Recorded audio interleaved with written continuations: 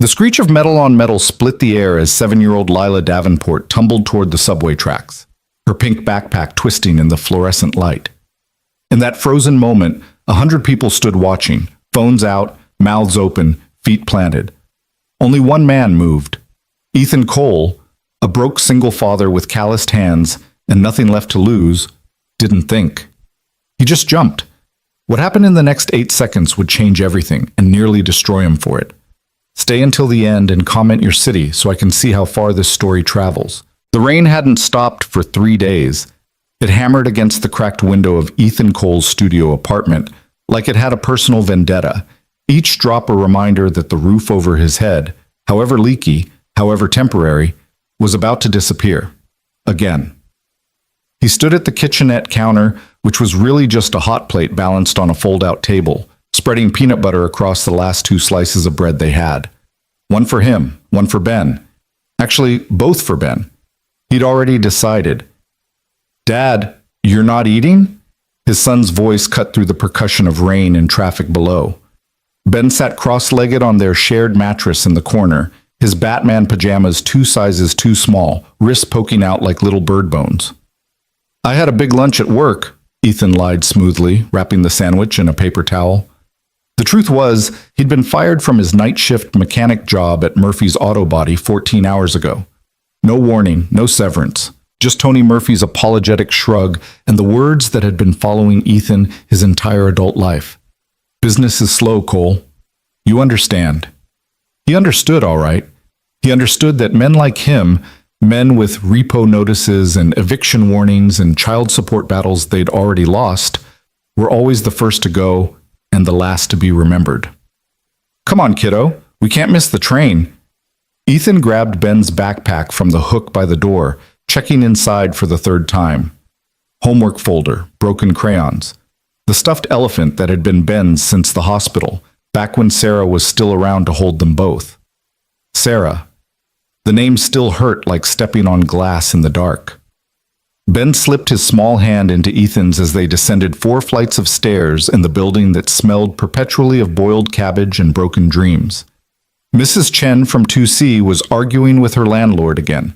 The Ramirez twins were crying somewhere above them. The elevator had been broken since July, which was fine. Ethan didn't trust it anyway. Outside, the October wind cut through his jacket like it wasn't even there. He pulled Ben closer, shielding him from the rain with his own body, as they hurried toward the subway entrance on Morrison Street. The city moved around them in its usual chaos, cars honking, someone screaming about the end times, a hot dog vendor fighting with his umbrella. New York didn't stop for anyone's problems. It especially didn't stop for Ethan Cole's. The subway platform was packed with the evening rush. Ethan kept a firm grip on Ben's hand as they navigated through the crowd. Businessmen in expensive suits checking their phones, tourists consulting crumpled maps, a woman with grocery bags that kept bumping into people. The fluorescent lights flickered overhead, casting everyone in a sickly yellow-green that made them all look half dead. "When's the train coming?" Ben asked, trying to see over the edge of the platform. "Back up, buddy, not too close." Ethan pulled him away from the yellow warning line. He'd heard too many stories, seen too many near misses. The subway was a hungry thing, and it didn't discriminate. "I'm hungry," Ben said quietly, looking up at him with Sarah's eyes, that particular shade of brown that could break your heart from 20 paces. "I know. We'll eat when we get home." Another lie. The sandwich would have to stretch until tomorrow. He'd hit up the food bank on Amsterdam if they still had his paperwork. If not, he'd figure something else out. He always did. A train thundered past on the opposite platform, heading uptown. The wind from its passage whipped trash and newspapers into small tornadoes. Ben pressed against Ethan's leg, and Ethan rested his hand on his son's shoulder, grounding them both. This was his life now. This was all it had been for 3 years since the accident, since Sarah's car had skidded on black ice and taken their future with it. Before that, they'd been whole. They'd been a family. Ethan had worked as a senior mechanic at a good shop. Sarah had been finishing her nursing degree. They'd had a 2-bedroom apartment in Queens with actual heat and a bathtub that didn't rust. Then one phone call had turned everything to ash. The grief had consumed him for months. He'd lost the good job, lost the apartment, Nearly lost Ben to Sarah's parents, who'd argued in court that a mentally unstable, financially insolvent man couldn't provide proper care. He'd fought like hell to keep his son, won by a thread. But the victory had cost him everything else: lawyer fees, court costs, the respect of everyone who'd once called him friend. Now here he was, 34 years old and standing on a subway platform with $4 in his pocket and a kid who deserved so much better. "Excuse me, could you help me?" An elderly woman with a cane was trying to navigate through the crowd, a heavy suitcase bumping along beside her. "Yes, ma'am."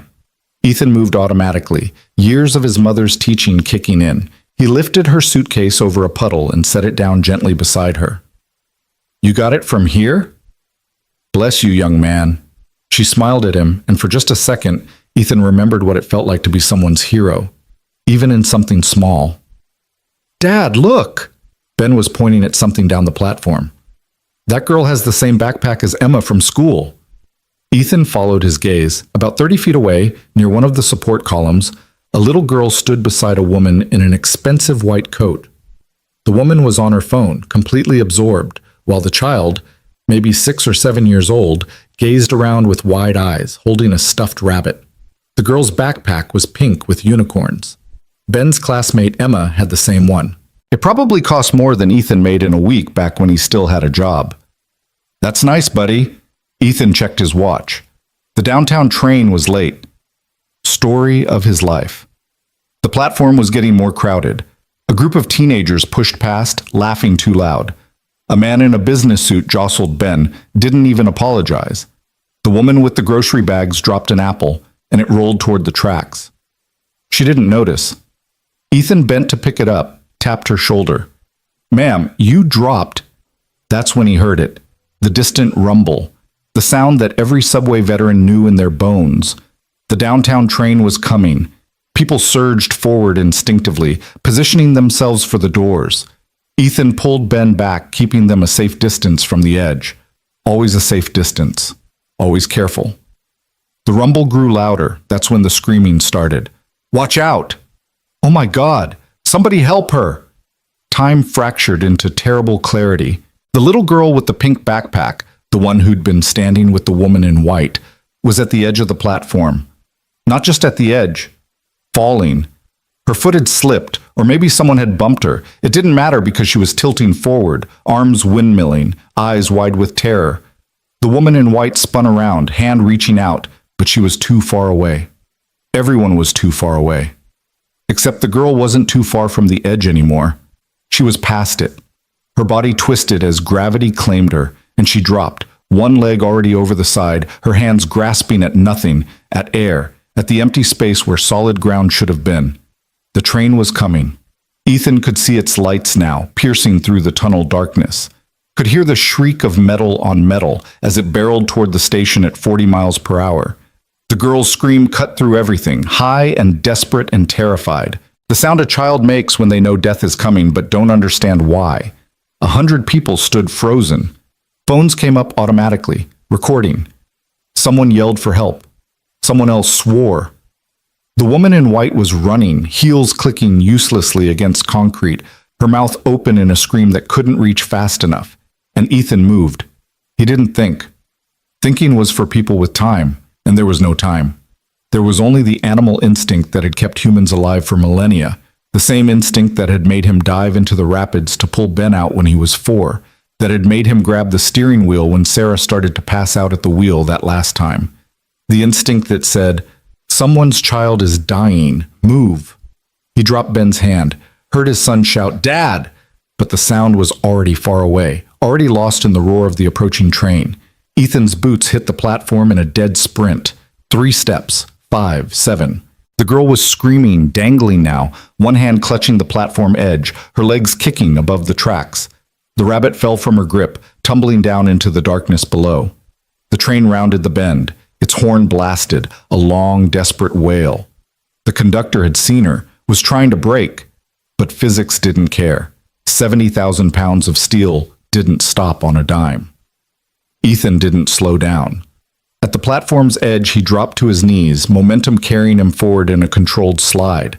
His left hand shot out, fingers closing around the back of the girl's coat. She was heavier than he expected, or maybe adrenaline was lying to him about everything. Didn't matter, he pulled, but she was slipping. The coat was waterproof nylon, smooth under his grip. She was sliding through his fingers like water, like sand, like everything good in his life had always slid away. "I've got you," he shouted, but he wasn't sure if he did. The train was so close now he could feel the vibration in his teeth, could smell the ozone and brake dust, could see the conductor's horrified face through the windshield. Ethan made a choice. He went over. Not all the way. He wasn't suicidal, wasn't trying to be a martyr. But he swung his legs over the edge, braced his boots against the concrete lip of the platform, and twisted his body out into the space above the tracks. His right hand grabbed the girl's wrist. His left arm hooked around her entire torso, pulling her against his chest. She was crying, shaking so hard her teeth chattered, but she was solid, real, alive. The train's brakes screamed like damned souls. Sparks flew from the wheels in great cascading showers. The horn blasted again and again and again. Ethan pulled, put every ounce of strength from years of turning wrenches and lifting engines into that one motion. His shoulders burned. His back spasmed. His fingers felt like they were breaking. The girl came up, inch by impossible inch. He got her waist above the platform edge, then her hips, then her legs, and then he threw her. Actually threw her. A desperate wild heave that sent her sprawling back onto the platform, into the crowd, into safety. The train was right there. Its headlights turned the world white.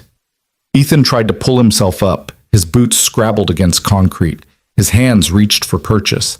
Someone was screaming his name, Ben, oh God, Ben, but his fingers couldn't find anything to grip. And the train was so close, and the wind was already tearing at him like invisible hands.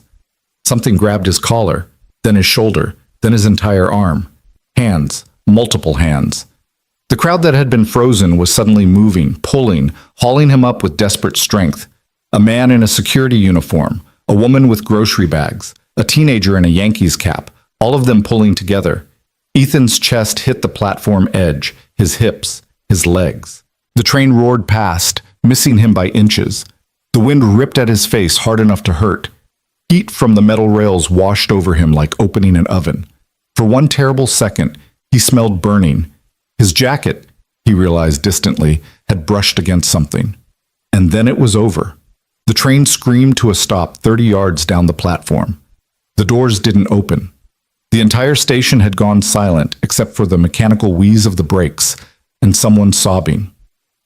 Ethan lay on the filthy concrete, gasping. His entire body was shaking. His hands had gone numb. His shoulder felt like someone had taken a hammer to it. "Dad! Dad!" Ben crashed into him, small arms wrapping around his neck with desperate strength. "You jumped! You jumped and I thought... "I'm okay." Ethan's voice came out like sandpaper. "I'm okay, buddy. I'm right here." He wasn't okay. Nothing about this was okay. But he was alive, and the little girl was alive, and sometimes that had to be enough. People were crowding around now, phones out, everyone talking at once. "Did you see that? He jumped right in. Holy shit, that was insane.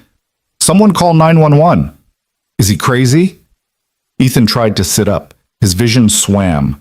Strong hands helped him, the security guard, name tag reading Marcus. "Easy, man, easy. Paramedics are coming." Marcus looked shaken, his dark skin ashen under the fluorescent lights. That was, Jesus Christ, that was the craziest thing I've ever seen. The girl. Ethan's mouth was dry. "Where's the girl?" "Right here." It was a woman's voice, sharp with shock. "Right here. She's right here." Ethan turned his head. The woman in the white coat was kneeling a few feet away, the little girl clutched in her arms. The child was crying hysterically, face buried in her mother's shoulder. But she was alive, breathing, safe. The woman looked up. Her face was striking, sharp cheekbones, dark hair pulled back, the kind of polished beauty that came from money and good genes. But right now she just looked terrified. Her hands were shaking as they clutched her daughter. "You..." She started, stopped, started again. "You saved her. You saved my baby." Ethan nodded, couldn't quite form words. His brain was still catching up to what his body had done. "Thank you." The woman's voice cracked. Thank you, oh God, thank you. Before Ethan could respond, before he could tell her it was fine, it was nothing. Anyone would have done it, even though they both knew that was a lie because he'd been the only one to move. A new voice cut through the chaos. NYPD, everyone back! Give him space! Two officers pushed through the crowd, a man and a woman, both looking grim. The male officer, tall, Latino, nameplate reading Rodriguez, knelt beside Ethan while his partner started crowd control. Sir, I'm Officer Rodriguez. Sir, are you injured? Can you tell me what happened? I'm fine. Ethan tried to stand. His legs had other ideas. Marcus caught him before he fell. The girl slipped. I grabbed her. You jumped onto the tracks. Rodriguez's tone was carefully neutral. Multiple witnesses saw you jump. Something cold settled in Ethan's stomach. She was falling. I pulled her back up. Some witnesses say you pushed her first. The world tilted. What? The word came out strangled. No, I didn't. She was already falling when I got there. Several people reported seeing you near the child before the incident. Rodriguez pulled out a notebook. Can you explain that? I wasn't near her. Ethan's voice rose. People were staring. I was with my son. We were waiting for the train. She started to fall, and He saved her. It was the woman in white standing now, the little girl still in her arms. Her voice cut through the platform like a blade.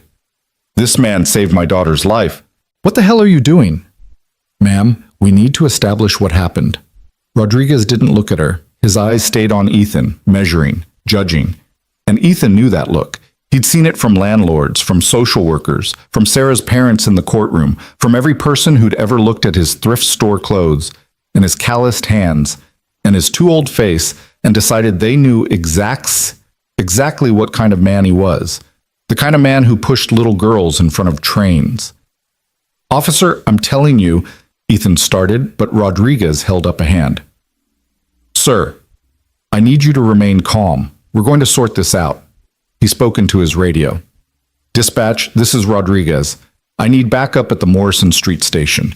And get me video footage from platform cameras ASAP. Dad, what's happening? Ben's voice was small and scared. Why are the police here? It's okay, buddy. Ethan pulled his son close with his good arm.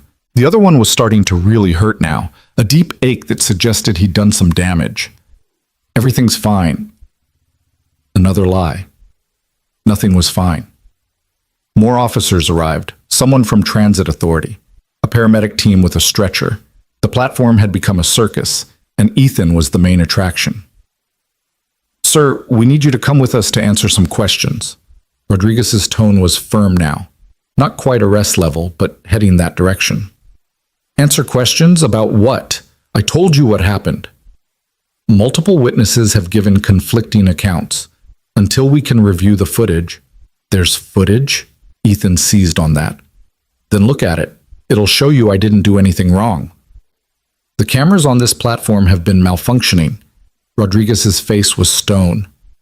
Maintenance hasn't gotten to them yet. So right now we have eyewitness testimony that conflicts. Some people say you saved her. Others say you caused the incident. That's insane. The woman in white stepped forward, still holding her daughter. I was right there. This man risked his life to save my child. You cannot possibly be suggesting, Ma'am, I understand you're upset, but we need to follow procedure. Rodriguez finally looked at her, and his expression shifted slightly. Recognition, maybe, or surprise. Ms. Davenport? Claire Davenport. The woman, Claire, lifted her chin. Yes, and I'm telling you, as the only person who was actually with my daughter when this happened, that this man is a hero, not a criminal. Your daughter was on her phone. The female officer, name tag Chen, had been interviewing bystanders. Multiple people said you weren't paying attention when the child wandered to the platform edge. Claire's face went pale, then red. How dare you? Ma'am, I'm not accusing you of anything. I'm establishing facts. Chen's voice was gentler than Rodriguez's, but no less firm. Your daughter is 7 years old, correct? 8 next month, Claire said tightly. And yes, I was distracted for 30 seconds while taking an important call. But that doesn't change what happened. This man saved her. Some witnesses say he was standing near her before the incident, that he may have deliberately positioned himself. This is bullshit. The words exploded out of Ethan before he could stop them. Several people in the crowd gasped. Ben pressed harder against his side. I was nowhere near that kid until she started to fall. I was with my son the entire time. Sir, you need to calm down. Rodriguez's hand drifted toward his belt. Not to his gun, but close enough to make the threat clear. I am calm, but you're accusing me of what exactly? Attempted murder? Of a child? No one's accusing you of anything yet. Rodriguez pulled out handcuffs. But we need you to come to the station. Answer some questions. Let us sort this out properly. You're arresting me? Ethan couldn't breathe. You're actually arresting me. Not under arrest, just detained for questioning. What's the difference? The difference is I'm asking you to cooperate voluntarily. And if I don't, Rodriguez's silence was answer enough. Dad? Ben's voice was shaking. Dad, what's happening? It's okay, buddy. Ethan crouched down, ignoring the fire in his shoulder, and looked his son in the eyes. I need you to be brave for me, okay? I have to go with these officers for a little while, just to answer some questions. Then I'll come right back. You're leaving me? Ben's eyes were huge, terrified. The same look he'd had at Sarah's funeral when he'd asked where Mommy went and why she wasn't coming back.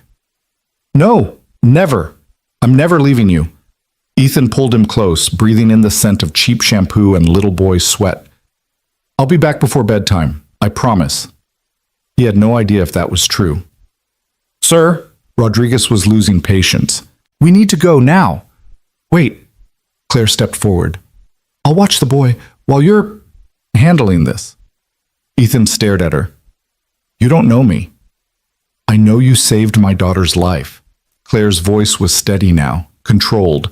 This was a woman used to making decisions and having them obeyed. I can certainly watch your son for a few hours. We'll be right here when you get back. Ma'am, that's not... Chen started, but Claire cut her off with a look that could have frozen the Hudson. Officer Chen, is it? I'm Claire Davenport, CEO of Davenport Innovations. I'm sure you're familiar with the company. The way she said it made clear it wasn't a question. My lawyers will be very interested to hear how the NYPD is treating the man who saved my daughter's life, particularly if anything unfortunate happens to his son while he's in your custody. The two officers exchanged glances. Rodriguez's jaw tightened, but he nodded. Fine. But the boy stays here on the platform until we can arrange proper supervision. We'll have family services. No. Ethan's voice came out flat, hard. No family services. Not again. Rodriguez frowned. Again? It's not relevant. It was absolutely relevant. If family services showed up, if they started asking questions about living situations and employment status, they'd take Ben. They'd call Sarah's parents, and Ethan would spend months in court fighting to get his son back, if he won at all this time. Dad, I don't want you to go. Ben was crying now, fists twisting in Ethan's jacket. Ben, listen to me. Ethan gripped his shoulders. Remember what I told you? Remember what Mom used to say? Coalmen don't quit. Ben's voice was barely a whisper. That's right. We don't quit. And we don't lie. So I'm telling you the truth right now. I'm going to answer these officers' questions. They're going to realize this is all a mistake, and I'm going to come back. Okay? Ben nodded, tears streaming down his face. Okay. Good boy. Ethan kissed his forehead, then stood. Looked at Claire Davenport. This woman he didn't know. This wealthy stranger with her designer coat and her traumatized daughter. Ma'am, I appreciate the offer, but your son will be safe. Claire's voice was quiet but iron strong. You have my word. I don't know you. I know, but you trusted your instincts when you jumped. Trust them now. It was insane. Absolutely insane. But Ethan looked into her eyes and saw something he recognized. The same desperate need to protect a child that had driven him over that platform edge. He looked at Ben. Buddy, I need you to stay with this nice lady for a little while. Can you do that for me? Ben looked at Claire. at her daughter, who had stopped crying and was peering at him with red, puffy eyes, then back at Ethan. "You promise you'll come back?" "I promise." Another lie. But this time, Ethan was going to fight like hell to make it true. Rodriguez stepped forward with the handcuffs. "Sir, I need you to turn around." "Is that necessary?" Claire demanded. "The man's cooperating." "Procedure, ma'am?" The metal was cold against Ethan's wrists. Click, click, the sound of freedom disappearing. As Rodriguez led him away, Ethan looked back at Ben. His son stood next to Claire Davenport and her daughter on the platform, looking small and lost and utterly terrified. The crowd was still watching, phones still recording. Someone was probably live streaming this. By tomorrow, Ethan would be viral. The crazy man who jumped in front of a train. Hero or villain, depending on which version people believed. The version people always believed about men like him was rarely the good one. They led him up the stairs, through the turnstiles, out into the rain. A patrol car waited at the curb, lights flashing. Rodriguez opened the back door. "Watch your head. Watch your..." Ethan ducked into the car. The seat was hard plastic, scarred with years of use. It smelled like vomit and disinfectant. The cage separated him from the officers in front. As the car pulled away from the curb, Ethan watched the subway entrance recede through the rain-streaked window. Somewhere down there, Ben was waiting, trusting that his father would come back. Ethan closed his eyes and prayed to a God he'd stopped believing in 3 years ago that he'd be able to keep that promise. The precinct was exactly what Ethan expected, fluorescent lights that were somehow too bright and too dim at the same time, linoleum floors that had been mopped 1,000 times but never actually got clean, and the pervasive smell of burnt coffee and human desperation. Rodriguez and Chen led him through a maze of desks where other officers barely looked up from their paperwork. At the back of the room, they opened a door to a small interview room. Gray walls, metal table bolted to the floor. 2 chairs on one side, one on the other, a camera in the corner with a blinking red light. "Have a seat." Rodriguez pointed to the single chair. Ethan sat. His shoulder was really hurting now, a deep throb that suggested torn muscle at minimum. His shirt was still damp from the rain, or maybe from sweat. He couldn't tell anymore. "Can I at least call someone?" Ethan asked. "Let them know where I am?" "Who would you call?" Chen pulled out a notepad. The question hit harder than it should have. "My son's social worker. Let her know Ben's being looked after." "You have a social worker?" Rodriguez's eyebrows rose. "Why?" "None of your business." "Sir, if you're involved with family services, that's relevant to..." "To what? Whether I push little girls in front of trains? Jesus Christ." Ethan's laugh was bitter. "My wife died 3 years ago. Her parents tried to take custody of Ben. I won, but the court mandated regular check-ins with a social worker for the first year. We haven't needed her in months, but I figured someone should know Ben's not with me." Chen made notes. Rodriguez crossed his arms, leaning against the wall. "Tell us what happened. From the beginning." So Ethan did. He explained the rain, the crowded platform, waiting for the train with Ben, seeing the little girl near the edge, the moment she started to fall, his decision to jump. He left nothing out. Told the truth completely, because the truth was all he had. When he finished, Rodriguez and Chen exchanged glances. "That's it?" Rodriguez asked. "You just jumped?" "What else would I do?" Most people would freeze or call for help. They wouldn't throw themselves in front of a moving train. Most people weren't standing close enough. Ethan's hands were shaking now that the adrenaline was wearing off. "Look, I don't know what people are saying they saw, but I'm telling you what actually happened. The kid slipped. I grabbed her. End of story." Multiple witnesses place you near the child before the incident. Chen consulted her notes. A woman named Patricia Hendricks says she saw you standing directly behind the girl for several minutes before she fell. "That's not true. I was nowhere near her." A Mr. David Yates corroborates Hendricks's statement, says you were lurking near the child. "Lurking? I wasn't..." Ethan forced himself to breathe. Getting angry wouldn't help. "I was with my son the entire time. We were at least 20 feet away from that girl." "Can anyone confirm that?" "Ben can." Your 7-year-old son. Rodriguez's skepticism was clear. Any other witnesses who might be less biased?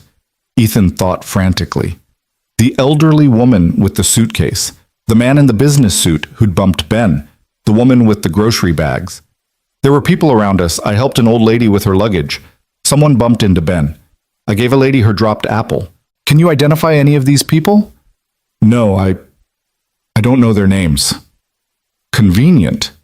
It's not convenient, it's just what happened. People don't introduce themselves on subway platforms. Mr. Cole, I'm going to be straight with you. Rodriguez leaned forward. Right now, this doesn't look good. You're unemployed, correct? How did you your wallet?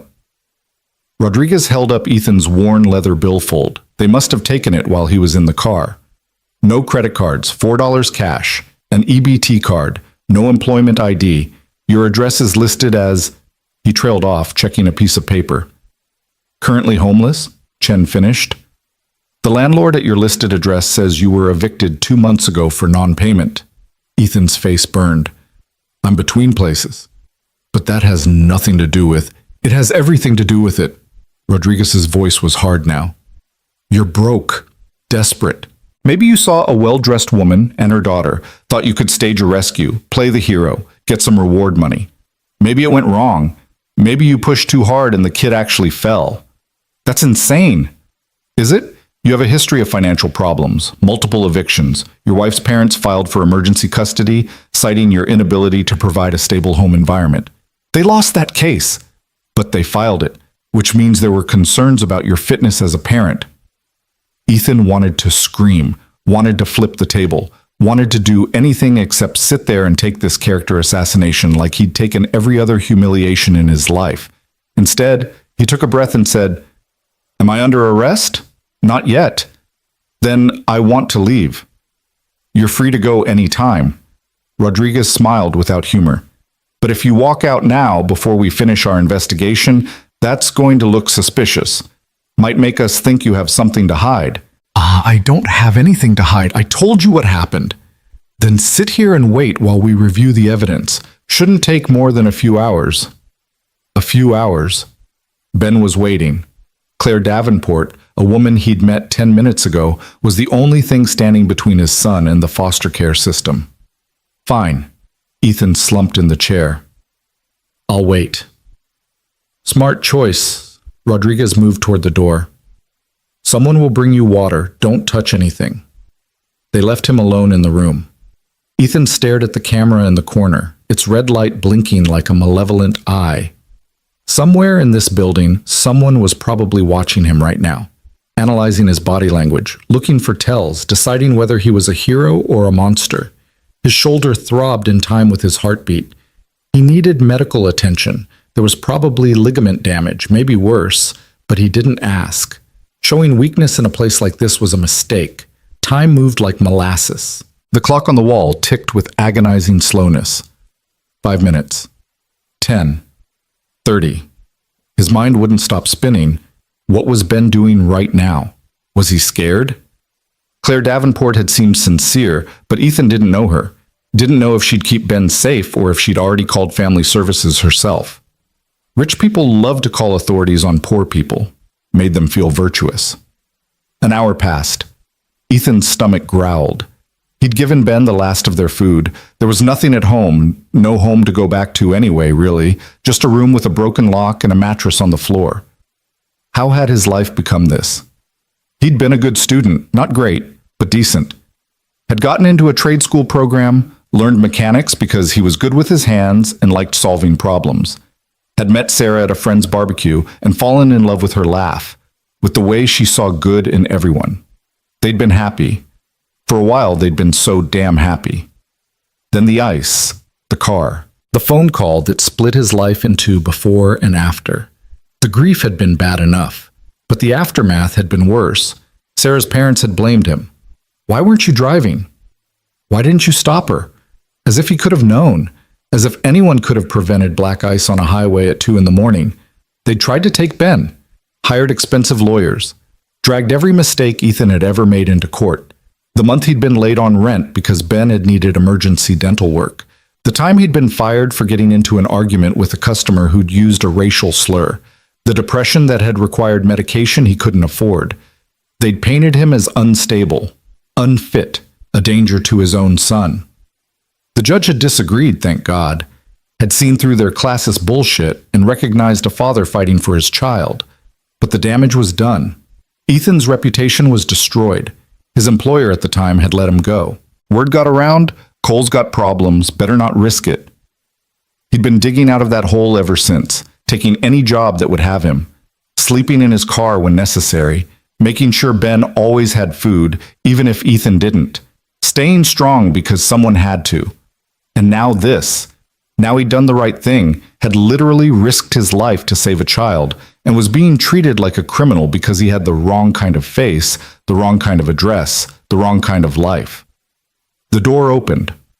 Rodriguez came back in, followed by Chen and a third person, a man in an expensive suit with gray at his temples and the air of someone used to being obeyed.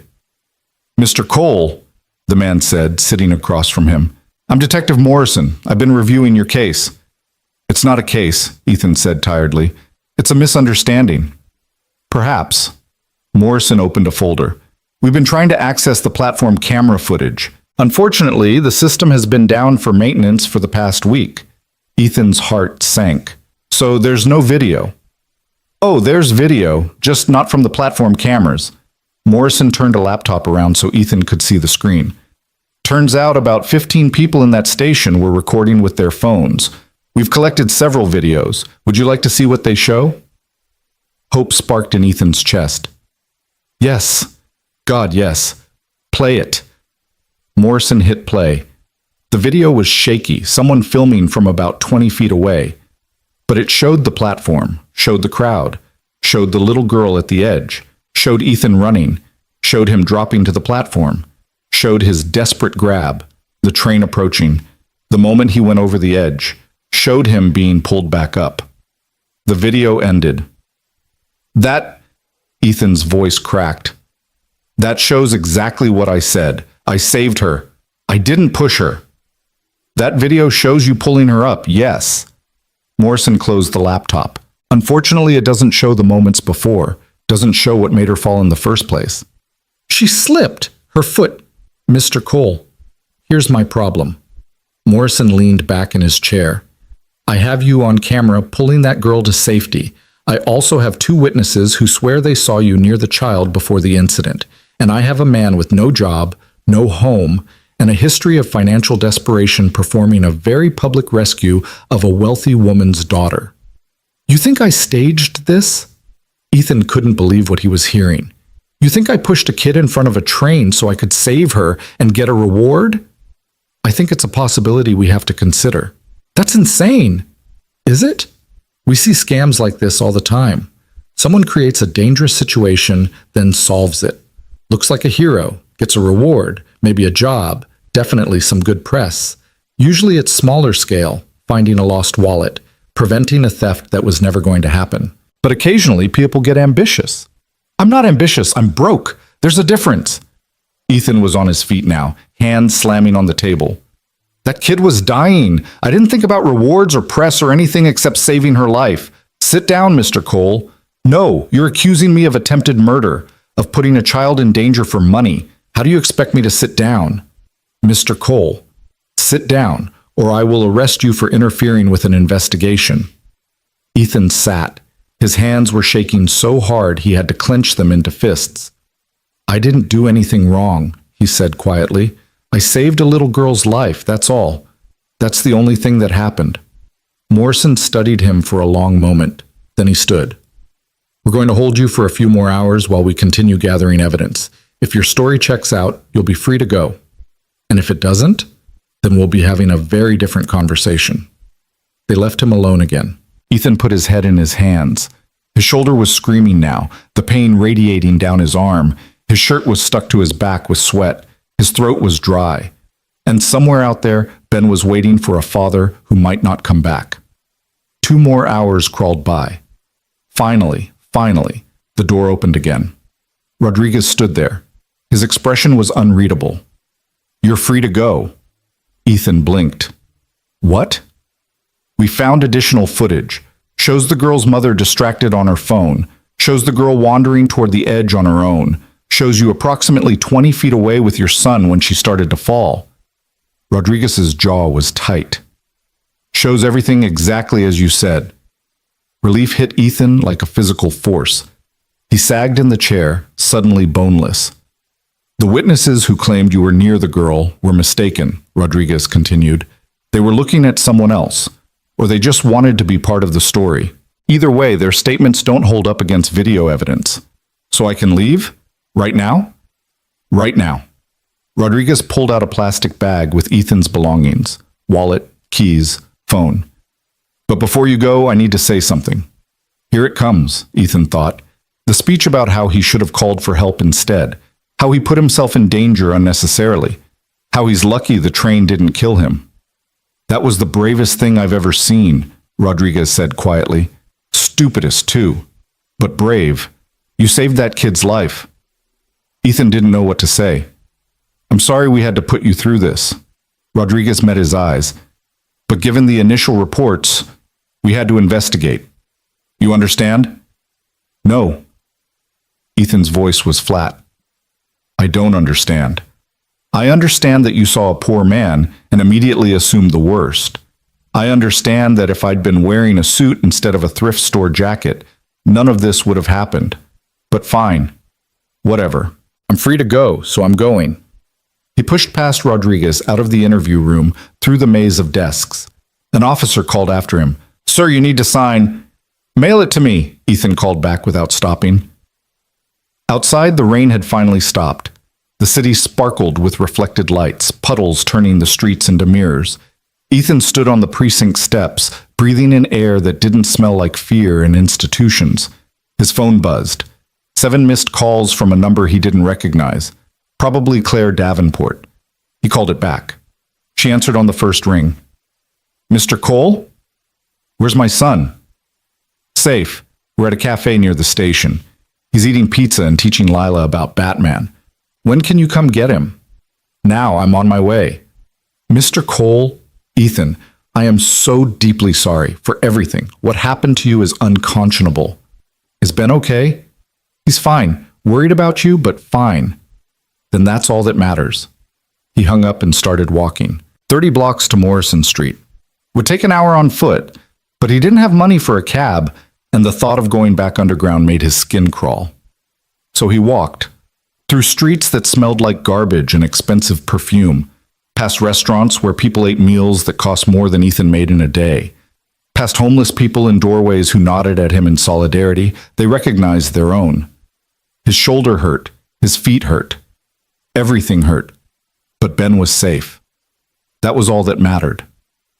When Ethan finally reached the cafe, a bright, cheerful place called Sweet Bean, he spotted them immediately through the window.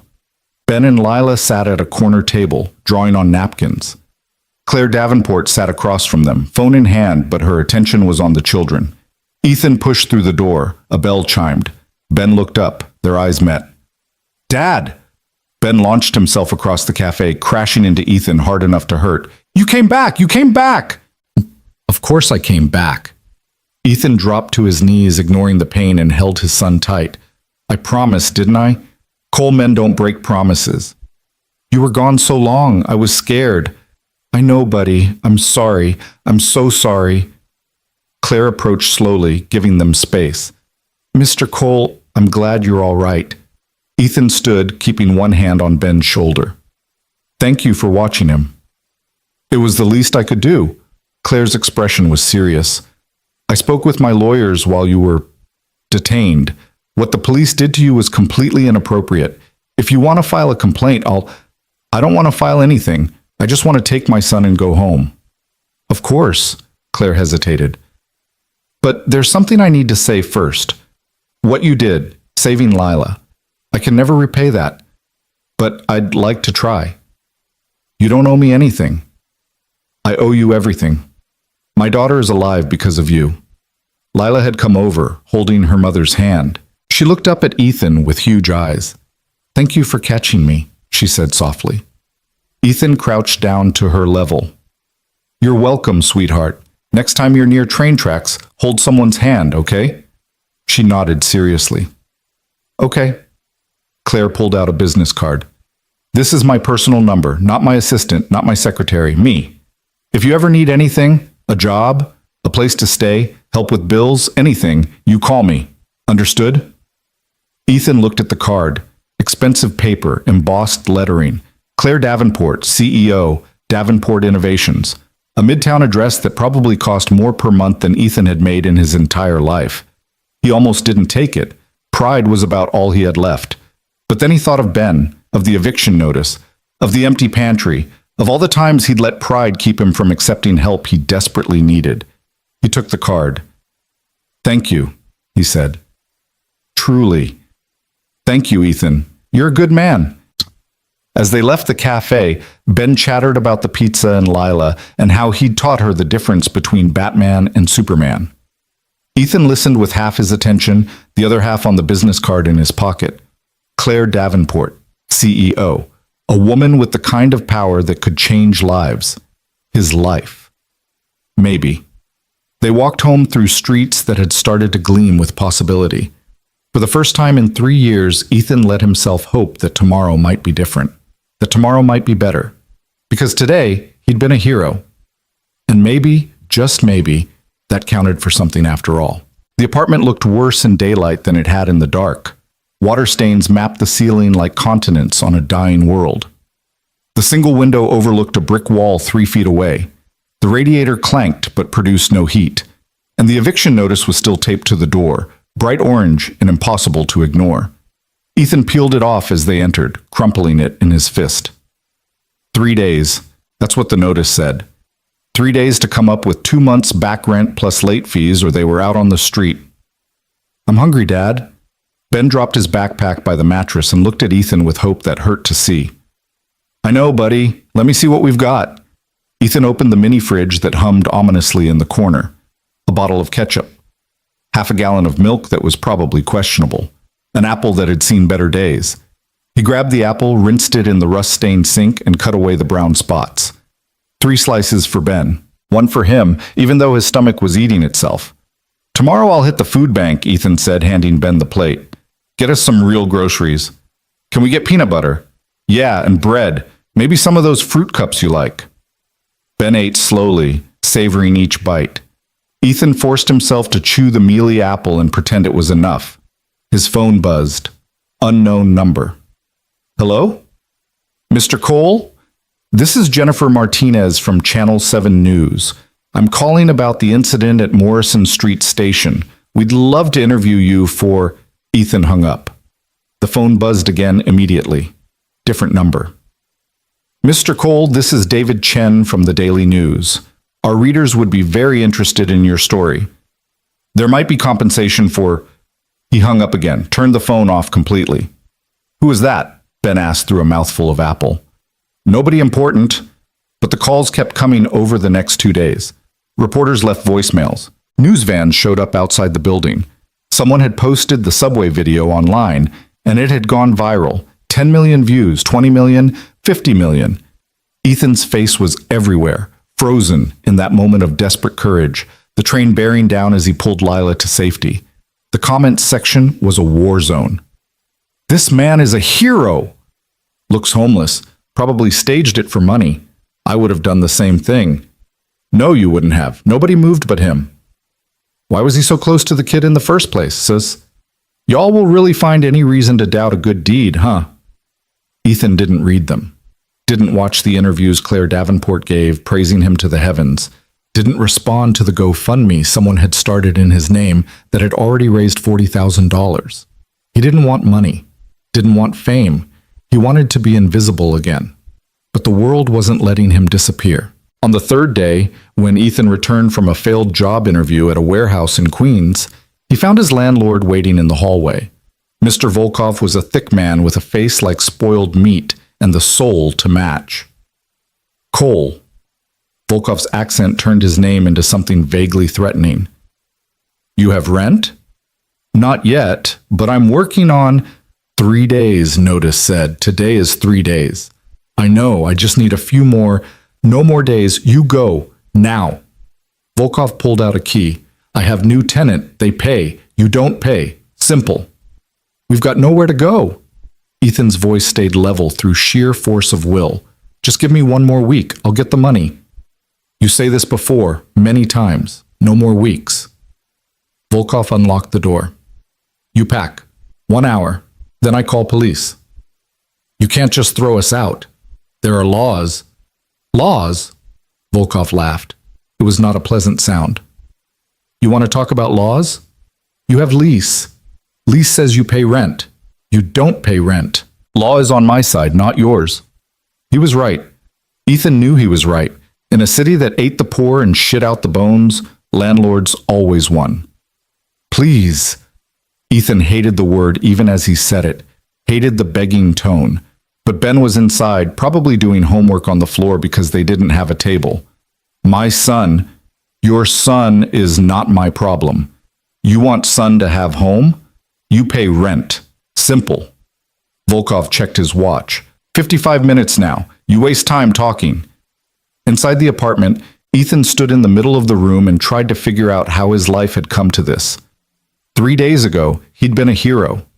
Millions of people had watched him risk everything, and now he was being evicted anyway, because viral videos didn't pay the rent, and good deeds didn't keep the lights on. Dad? Ben looked up from his math worksheet. Why is Mr. Volkov here? We need to pack, buddy. Pack? Why? We're going on an adventure. Ethan forced brightness into his voice, made it sound fun, not devastating. Gonna stay somewhere new for a while. Where? Good question. The shelters were always full. His car had been repossessed 6 months ago. He had no family in the city, no friends left who'd take them in. Everyone he knew was struggling just as hard as he was, holding on by their fingernails to their own piece of the American dream that kept slipping away. His hand found Claire Davenport's business card in his pocket. He'd been carrying it for 3 days, unable to decide whether to call. Pride said no. Pride said he'd saved her daughter out of human decency, not for reward. Pride said a man didn't beg, but pride didn't keep 7-year-old boys warm at night. Pack your stuff, Ethan told Ben. Clothes, your school things, Mr. Elephant, everything important. They didn't have much. It all fit in 2 duffel bags and a backpack, their entire life, condensed to 3 bags that Ethan could carry. When Volkov returned exactly 1 hour later with 2 large men who didn't speak English, Ethan and Ben were waiting in the hallway. The men changed the locks while Volkov watched, arms crossed. This is illegal, Ethan said without hope. You're supposed to go through housing court. So sue me. Volkov's smile showed yellow teeth. You know good lawyer? One who works for free? No? Then goodbye, Mr. Cole. Good luck with your adventure. They stood on the sidewalk as evening fell, 2 duffel bags and a backpack between them, and nowhere to go. Dad? Ben's voice was small. Where's our adventure? Ethan pulled out his phone, turned it on, found Claire Davenport's number. His thumb hovered over the call button. This was it. The moment where pride either saved him or killed him. He pressed call. It rang 3 times. 4. Maybe she wouldn't answer. Maybe she'd given him the number just to feel good about herself, never expecting... Ethan? Claire's voice was surprised but warm. Is everything all right? No. The word came out harder than he intended. No, everything's not all right. I just got evicted. My son and I are standing on the street with nowhere to go, and I'm calling you because I'm out of options, and you said if I ever needed anything. He stopped, took a breath, tried again.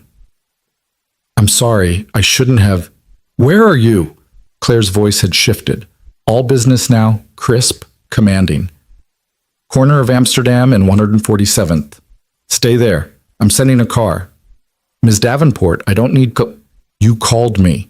That means you need help. So let me help. The car will be there in 15 minutes. Wait for it. She hung up. Ethan stared at his phone. Ben tugged his sleeve. Who was that? The lady from the subway. Lila's mom.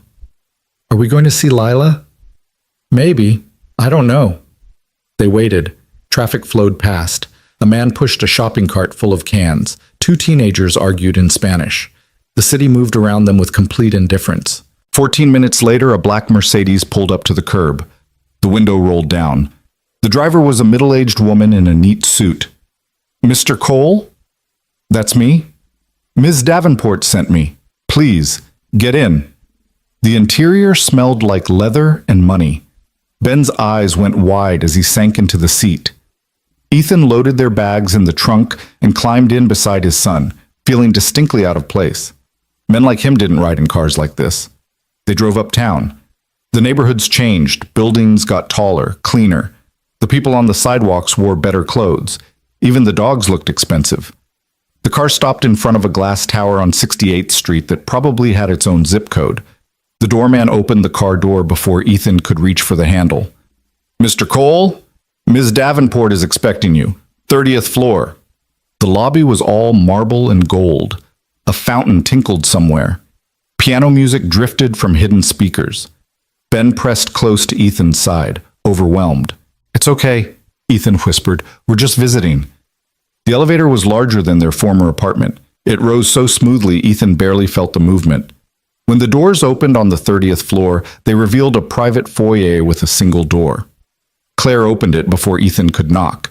She'd traded her white coat for jeans and a sweater, but she still looked like money.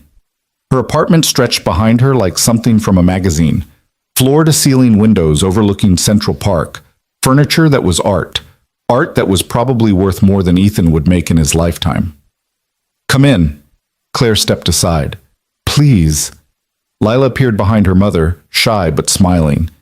"Hi, Ben." "Hi." Ben waved awkwardly. "Lila, why don't you show Ben your room? I need to talk to his father for a minute." The children disappeared down a hallway. Ethan stood in the entryway, acutely aware of his thrift store jacket and the hole in his boot. "Sit." Claire gestured to a couch that probably cost more than a car. "Tell me what happened." So Ethan told her. About the eviction. The job interviews that went nowhere. The bills piling up. The slow grinding poverty that had been eating him alive since Sarah died. Claire listened without interrupting. When he finished, she was quiet for a moment. "I should have called sooner," she finally said. "Should have checked on you. I assumed that viral videos pay the rent?" Ethan couldn't quite keep the bitterness out. "Yeah, turns out they don't." "The GoFundMe. I'm not taking that money. People donated because they saw a video. They don't know me, don't owe me anything. They donated because you risked your life for a stranger's child. That's worth something, Ethan." "Maybe." He stood. "Look, I appreciate you sending the car, but I can't stay here. I don't even know what I needed. A moment to think, maybe." "You need a place to stay." "We'll figure something out." "Where? A shelter? Do you know what shelters are like in this city?" "Better than most people." Ethan had spent 3 nights in one after Sarah died, when the grief had been so bad he couldn't function. It had been hell. He wouldn't put Ben through that. Claire stood as well, moving to the window. The city glittered below them, lights stretching to the horizon. "I meant what I said at the cafe," she said quietly. "I owe you everything. Let me help." "I'm not your charity case." "You're not. You're someone who did something extraordinary and got screwed for it by a system that punishes the poor for existing." She turned to face him. "I can't fix that system, but I can help one person, right now, if you'll let me." Ethan wanted to refuse, wanted to grab Ben and walk out and figure it out on his own like he always had. But he was so tired, tired of fighting, tired of losing, tired of pretending everything was fine when it hadn't been fine for 3 years. "What are you offering?" he asked. "A job. A real one, not charity disguised as employment. I need someone to run security maintenance at Davenport Innovations. Physical security, locks, cameras, access systems. You're a mechanic. You can learn." "I don't have experience with security systems." "You can learn," she repeated. "You're smart. You think fast under pressure. Those are the qualities I need." "And the salary?" $75,000 to start. Benefits. Overtime available. Ethan's breath caught. 75,000. He'd never made more than 40 in his life. That's too much. For someone with no experience, it's market rate for the position. Actually, it's below market. But it's a starting point. Claire crossed her arms. "You saved my daughter's life, Ethan. This isn't charity. This is me recognizing that a man who acts that fast, who moves that decisively in a crisis, is exactly who I need on my security team. And if I say no, then you say no. But you'll stay here tonight at least, both of you. Get a good night's sleep, eat a real meal, then decide in the morning. Laughter echoed from down the hall, Ben and Lila's voices playing some game. Ben sounded happy, actually happy, not just pretending for Ethan's sake. One night, Ethan said, "Then we'll talk in the morning." Claire smiled. "Good. I'll have Maria set up the guest room. You're probably hungry. Let me order dinner. What is Ben like?" "Anything. He's not picky." "What do you like?" The question caught him off guard. When was the last time anyone had asked what he wanted? "I'm not picky either," he said. They ate Thai food at a table that sat 12, even though there were only 4 of them. Ben and Lila chattered about cartoons and school. Claire asked Ethan questions about his background, his skills, what he was good at. Not an interview exactly, more like a conversation between equals. Ethan found himself relaxing despite his best efforts. The food was good. The apartment was warm. For one night, he didn't have to worry about where they'd sleep or what they'd eat tomorrow. After dinner, Claire showed them to the guest room. It had a queen bed with actual sheets that matched, a private bathroom with hot water that didn't sputter, a TV, a window that overlooked the park. "There are clothes in the closet," Claire said. "Probably not your size, but clean. Towels in the bathroom. If you need anything, I'm just down the hall." "Thank you." Ethan's throat was tight. "Really, thank you. Thank me by staying, by taking the job, by letting me do this one thing." She paused in the doorway. "You gave me back my daughter. That's not a debt I can ever repay. But I'd like to try." After she left, Ethan sat on the edge of the bed, an actual bed with a mattress that didn't have springs poking through, and watched Ben explore the room with wonder. His son found the remote, turned on the TV, channel surfed until he found cartoons. "Dad, can we stay here?" "Just for tonight, buddy." "But I like it here. Lila's nice, and this bed is so soft." "I know, but this isn't our home. We don't have a home." The words hit like a punch, because Ben was right. They didn't have a home. They had addresses they were evicted from, rooms they couldn't afford, temporary spaces they occupied until someone with more money wanted them. That night, Ethan lay awake long after Ben fell asleep beside him. Through the window, he could see Central Park stretching dark and vast. Somewhere down there, people were sleeping on benches, in subway stations, in cardboard boxes under bridges. He'd almost been one of them. Might still be, if he was stupid enough to refuse Claire's offer. But taking it meant admitting he couldn't do it alone, meant accepting help from someone he barely knew, meant walking into a world of money and power where men like him didn't belong.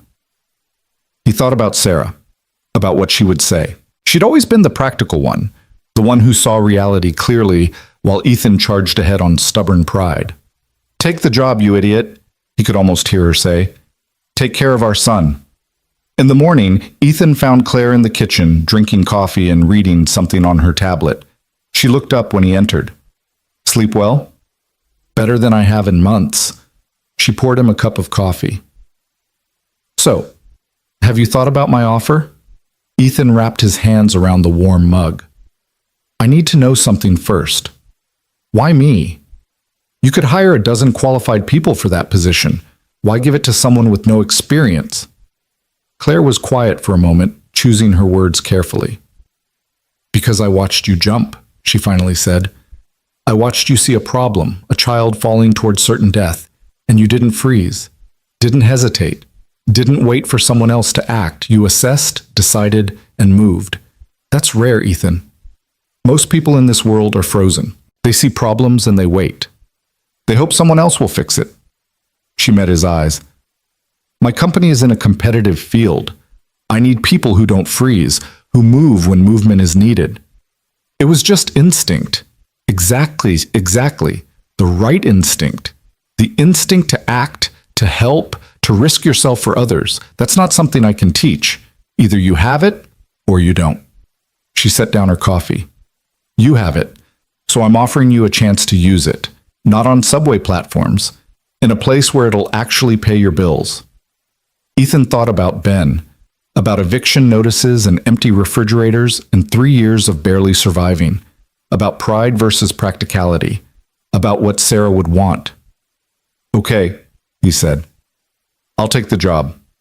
Claire smiled. "Good. You start Monday.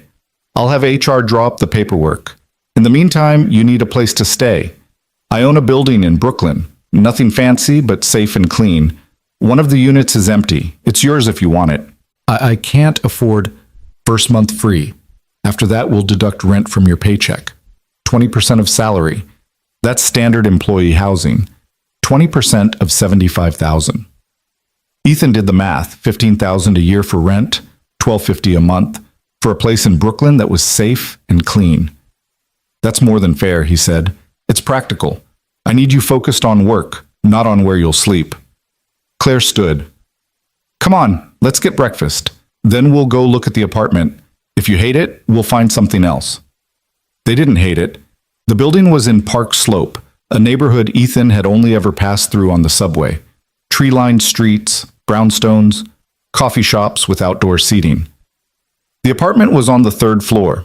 2 bedrooms, a living room that wasn't also a kitchen, actual heat that worked. It needed some cleaning and probably a coat of paint, but it was a palace compared to what they'd lost. "It's perfect," Ethan said, and meant it. Ben ran from room to room, claiming the smaller bedroom as his own, talking about where his bed would go and could they get a bookshelf and maybe a desk for homework. Claire's phone rang. She glanced at the screen, frowned. "I need to take this. It's work." She stepped into the hallway. Ethan could hear her voice, sharp and urgent, though he couldn't make out the words. When she came back in, her expression was troubled. "Everything okay?" he asked. "Just a complication at the office. Nothing you need to worry about." But her hands were tight on her phone. They signed papers that afternoon. Lease agreement, employment contract, tax forms. Ethan's signature looked shaky next to Claire's confident script, but it was done. He had a job. He had an apartment. He had a future that didn't involve sleeping under bridges. That night, in their new apartment with actual furniture Claire had arranged to have delivered, Ethan sat on the couch, a real couch, not someone's curb trash, and tried to process how much his life had changed in 5 days. 5 days ago, he'd been drowning. Now he had a life raft, all because he'd made one split-second decision to jump. His phone buzzed. A text from an unknown number. "This is Marcus from the subway station. Hope you don't mind. Got your number from Ms. D's assistant. Just wanted to say congratulations on the job, man. You earned it." Ethan smiled, typed back, "Thanks. Good to hear from you." Another text, this one from a number he did recognize, his former landlord. "I see you on news. Very impressive. Maybe we can work out deal on back rent?" Ethan deleted it without responding. Some bridges deserved to burn. Monday morning arrived with the inevitability of Judgment Day. Ethan stood in front of his new bathroom mirror, wearing clothes that actually fit, part of the work wardrobe Claire had insisted on buying, not charity, just practical because you can't show up to a corporate office in torn jeans, and tried to recognize himself. "You look fancy, Dad." Ben was eating cereal at their actual kitchen table, wearing his school uniform, ready for the new school Claire had enrolled him in. A good school. A safe school. One where the teachers weren't outnumbered 30-1. "I look terrified," Ethan corrected. "You look like a guy who jumps in front of trains. You can handle an office." When had his 7-year-old gotten so wise? Davenport Innovations occupied 15 floors of a midtown tower that probably had its own weather system. Ethan showed his new ID badge to security. "Welcome aboard, Mr. Cole. We've heard a lot about you," and took the elevator to the 14th floor. The security department was tucked in the back, away from the sleek marketing and development offices. 6 people worked there. The director, Victor Kane, a former cop with gray hair and suspicious eyes, 2 tech specialists who barely looked up from their monitors, an admin assistant who smiled too much, and 2 field coordinators who handled the physical security work. "So you're the hero." Victor looked Ethan up and down. "Claire speaks highly of you. Just did what anyone would do. Except nobody else did it." Victor's expression was unreadable. "Welcome to the team. Let me show you what we do here." The job was more complicated than Ethan expected. Davenport Innovations designed quantum computing systems. He only half understood what that meant, and security was paramount. Industrial espionage was real. Competitors would pay millions for proprietary designs. Every door, every lock, every camera was part of a system that had to work perfectly. You'll start with maintenance, Victor explained. Learn the systems, how they work, how they break, how to fix them fast. Then we'll move you into monitoring and response. Eventually, maybe field coordination if you're good at it. And if I'm not? Then you'll stay in maintenance. It's honest work. Pays the same. Victor paused. Look, I'll be straight with you. Some people here are going to think you got this job because you saved the boss's kid. They're not wrong. But that doesn't mean you don't deserve to be here. You keep your head down, do the work, and prove you belong. I can do that. Good. Now let's get started. The first week was overwhelming. Ethan learned about access control systems, biometric scanners, motion sensors, and a dozen other technologies he'd never heard of. His brain hurt by the end of each day. But he learned, took notes, asked questions, stayed late to practice. The tech specialists, Jay and Priya, warmed to him quickly. They appreciated that he actually listened, that he didn't pretend to know things he didn't. Most of the contractors we hire don't know a router from a toaster, Priya said, showing him how to reset a stuck door controller. They just throw parts at problems. You actually try to understand what's wrong. That's rare. I'm a mechanic. Diagnostics is what I do. Was a mechanic, Jay corrected. Now you're security. Different world, but same principles. Figure out what's broken, fix it. Make sure it doesn't break again. Ethan found his rhythm. The work wasn't glamorous, but it was solid, real. He went home each night with sore feet and a sense of accomplishment. Ben was thriving in his new school, making friends, bringing home homework that suggested he was actually learning something. For the first time in 3 years, Ethan could breathe. But of course, nothing good lasted. It started with small things. Doors that shouldn't have been unlocked were open. Cameras with clear sight lines mysteriously angled wrong. Access logs showing entries that didn't match employee schedules. Probably just glitches, Victor said when Ethan brought it to his attention. These systems are complicated. Things happen. But Ethan's instincts, the same instincts that had made him jump on that platform, said something was wrong. He started keeping his own logs, noting discrepancies, following patterns, and the more he looked, the more he saw. Someone was deliberately compromising their security, someone inside the company. You're being paranoid, Jay said when Ethan mentioned it. Why would anyone sabotage their own security? To make it easier to steal, Ethan replied. You said it yourself, our competitors would pay millions for our designs. What if someone's selling access? That's a serious accusation. It's a serious problem. Ethan took his findings to Victor, laid out 3 weeks of documentation, unexplained door breaches, camera malfunctions during sensitive meetings, access badge clones that shouldn't exist. Victor studied the papers, his expression darkening. You're sure about this? I'm sure there's a pattern. Whether it's intentional or just negligence, I can't say. We'll need to investigate quietly. If there's really a leak, we don't want to spook them. Victor met Ethan's eyes. This stays between us for now, not even Jay and Priya. Understood? Understood. That night, Ethan stayed late. The office was quiet after 6, most employees gone home to families and lives that didn't involve hunting for traitors. He reviewed security footage, cross-referenced access logs, built a timeline of suspicious events. He was so focused, he didn't hear the door open behind him until a voice said, "Working late, Mr. Cole?" Ethan spun. Claire stood in the doorway, still in her business suit, looking exhausted. "Miss Davenport, I didn't hear you come in." "Most people don't hear me. One of my superpowers." She moved into the room. "What are you working on?" Ethan hesitated. Victor had said to keep it quiet, but this was her company. She had a right to know. "I think someone's sabotaging your security." Claire's expression didn't change. "Explain." So he did. Showed her the logs, the patterns, the timeline. When he finished, she was quiet for a long moment. "How certain are you?" 80%, maybe higher. "Who knows about this?" "Just Victor and me." "Keep it that way." Claire pulled out her phone. "I'm going to make some calls, bring in outside investigators. If you're right, and I suspect you are, this is bigger than just security." "How much bigger?" Claire looked at him, and for the first time since they'd met, he saw fear in her eyes. "We're 3 months from launching a new quantum processor. If the specs leak to our competitors, it could destroy us. We're talking billions in lost contracts, thousands of jobs. She took a breath. Including yours. The weight of that settled on Ethan's shoulders. He'd thought he was just fixing broken locks. Turns out he'd stumbled into corporate warfare. What do you need me to do?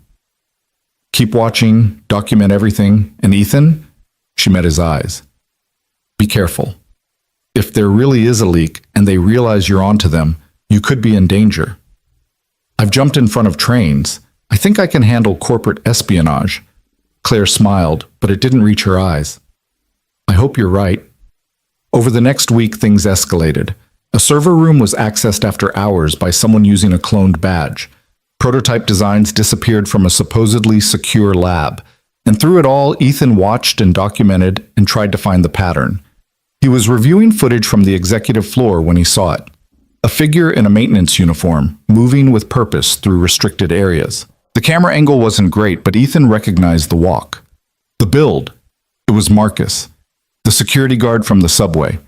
The man who'd helped pull Ethan back from the tracks, who'd texted congratulations on the job, who'd worked at Davenport Innovations for 6 months before Ethan arrived.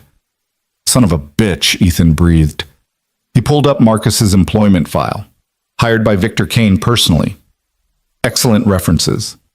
No red flags. But Ethan looked at the access logs and saw Marcus's badge being used in places he had no business being, at times when he was supposedly off duty. Ethan called Victor. We need to talk. Now. They met in an unused conference room. Ethan laid out his findings. Victor's face grew harder with each piece of evidence. Marcus. Victor said the name like a curse. God damn it, I vouched for him.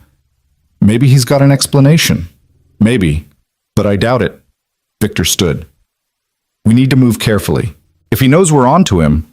The fire alarm split the air. Both men froze. Drill? Ethan asked. Not scheduled. Victor was already moving. Stay here. But Ethan didn't stay. He followed Victor into the hallway where employees were calmly evacuating toward the stairs. No smoke, no chaos, just a standard drill response. Except it wasn't a drill. The server room, Ethan said suddenly. He's using the evacuation as cover. Victor's eyes widened. Go, I'll handle the evacuation. Ethan ran, past confused employees, past the stairwell where everyone else was heading, against the flow of bodies toward the server room on the 12th floor. The door was propped open. Shouldn't have been. Fire protocols required all doors to close automatically during an alarm. Inside, Marcus was hunched over a terminal, a USB drive glowing in the port. He looked up as Ethan entered. For a moment, they just stared at each other. Ethan. Marcus's voice was calm, almost sad. You weren't supposed to be here. What are you doing? What does it look like, making a living? Marcus pulled the USB drive, pocketing it.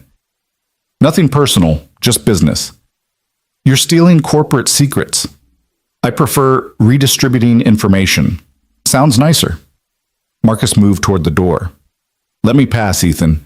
You're a good guy. I don't want to hurt you. Can't do that. Ethan blocked the doorway. You really want to die for a corporation that'll replace you the second you're not useful? I want to keep my job, keep my son housed and fed. This company gave me that. So yeah, I'll die for it if I have to. Marcus sighed. Always the hero. That's going to get you killed. He moved fast, faster than Ethan expected from a man his size. A jab aimed at Ethan's throat meant to disable, maybe kill. But Ethan had grown up in neighborhoods where you learned to fight or you didn't survive. He slipped the punch, grabbed Marcus's arm, used his momentum to slam him against the wall. Marcus drove an elbow back, caught Ethan in the ribs. Pain exploded, but Ethan held on. They crashed into a server rack, equipment scattering. Security! Ethan shouted. Server room! Now! Marcus threw him off. Ethan hit the floor hard and his vision swam. Through the haze, he saw Marcus pull something from his belt. A gun. I really didn't want to do this, Marcus said. The shot was impossibly loud in the enclosed space, but the bullet didn't hit Ethan. It hit the doorframe because Claire Davenport had thrown herself into the room, slamming into Marcus from behind. They went down in a tangle. The The gun skittered across the floor. Ethan lunged for it, got his hand around the grip just as Marcus threw Claire off and charged. "Stop!"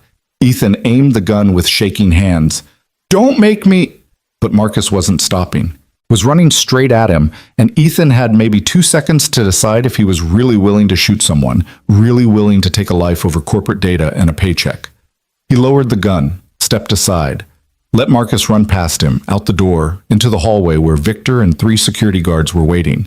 They took him down hard. Professional, efficient, really willing to shoot someone, really willing to take a life over corporate data and a paycheck. He lowered the gun, stepped aside, let Marcus run past him, out the door, into the hallway where Victor and 3 security guards were waiting. They took him down hard. Professional, efficient. Marcus fought, but it was over in seconds. Ethan slumped against the wall, gun hanging loose in his hand. Claire sat up slowly, blood streaming from a cut on her forehead. "You okay?" Ethan asked. "Better than him." Claire nodded toward Marcus, who was being cuffed on the floor. "You?" "My ribs are going to hurt for a week, but yeah, I'm okay." Victor appeared in the doorway, saw the gun in Ethan's hand. "That's evidence. I'll need to take that." Ethan handed it over gratefully. His hands were shaking now that the adrenaline was fading. "How did you know?" Claire asked Ethan. "How did you figure out it was Marcus?" "I didn't. Not until tonight. Just had a feeling something was wrong." Ethan managed a weak smile. "Same feeling that made me jump on the subway platform. Guess my instincts are pretty good." "Your instincts just saved this company." Claire stood, touching the cut on her head gingerly. "Again." Later, after the police came and went, after Marcus was arrested and the server room secured, Ethan found himself back in his apartment with Ben, trying to explain why there were news vans outside their building. "You stopped a bad guy?" Ben's eyes were huge. "Sort of. Mostly I just noticed something was wrong and told people." "That's what heroes do, though. They notice things and help fix them." Ethan pulled his son close. "I'm not a hero, buddy. Just a guy trying to do his job." But the next morning, when Claire called him into her office, she had a different perspective. "Effective immediately, you're being promoted to Director of Security. Victor's retiring. His choice, not mine. He feels responsible for hiring Marcus." Claire slid a contract across the desk. $120,000 salary, full benefits, company car if you want it. Ethan stared at the number. That's insane. That's appropriate for someone who just prevented a multi-billion-dollar theft." Claire leaned back in her chair. "You've saved my daughter, saved my company. At this point, Ethan, I'm starting to think you might be the best hire I've ever made." "I jumped in front of a train." "Yes, and kept jumping into danger ever since. That's exactly the quality I need." She smiled. "So, what do you say? Ready to lead a team?" Ethan thought about subway platforms and eviction notices and nights when he'd gone to bed hungry so Ben could eat. Thought about how far they'd come in 6 weeks, how much had changed because of one split-second decision. He picked up the pen. "Where do I sign?" The signature was barely dry when reality hit.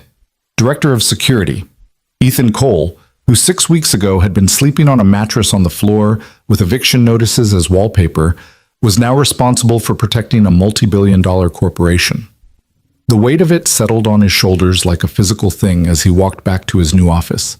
Victor's old office, with its view of the city and furniture that didn't come from someone's curb. Jay and Priya were waiting when he arrived, their expressions carefully neutral. "So," Jay said. "Boss?"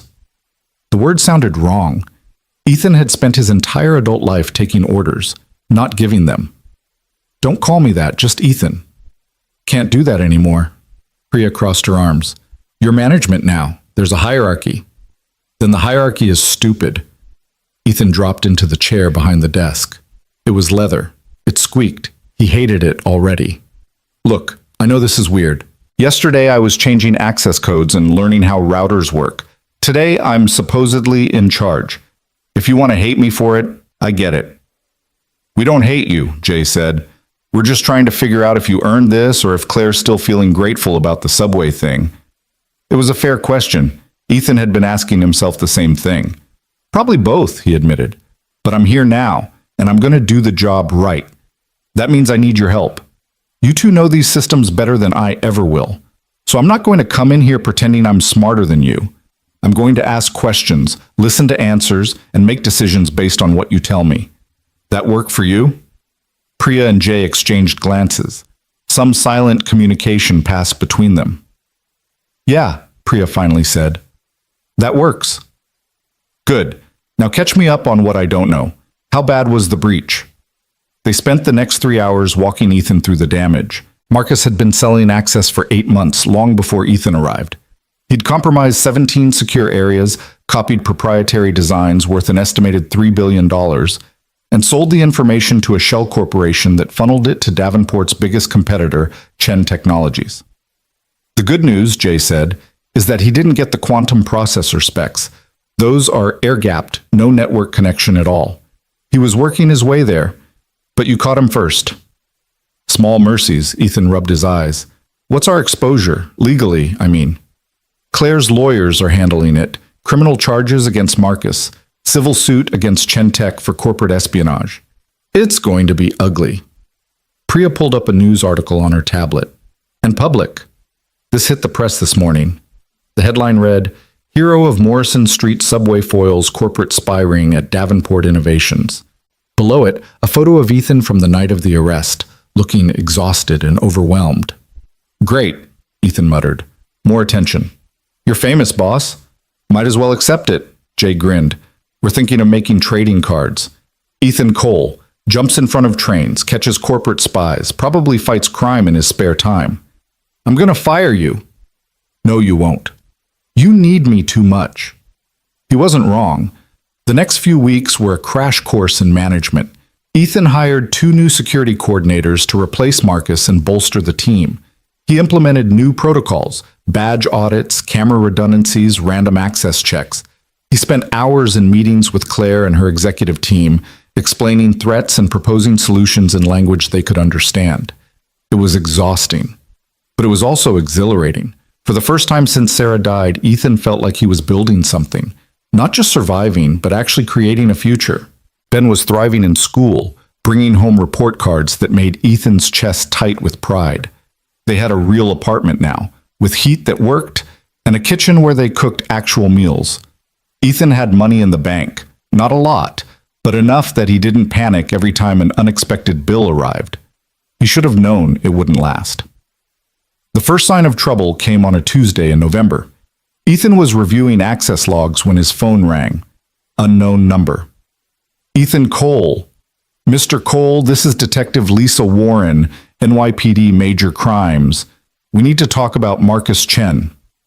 Ethan's stomach dropped. "I already gave my statement, multiple statements.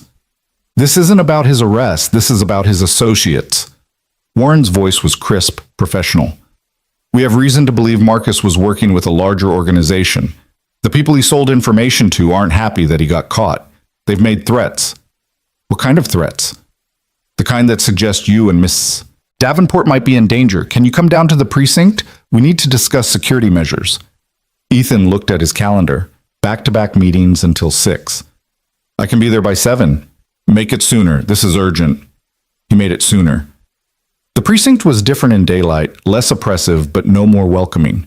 Detective Warren met him in the lobby, a sharp-eyed woman in her 40s with gray streaking her dark hair. "Mr. Cole, thanks for coming." She led him to a conference room where another detective waited, a younger man with the kind of face that suggested he'd seen too much too soon.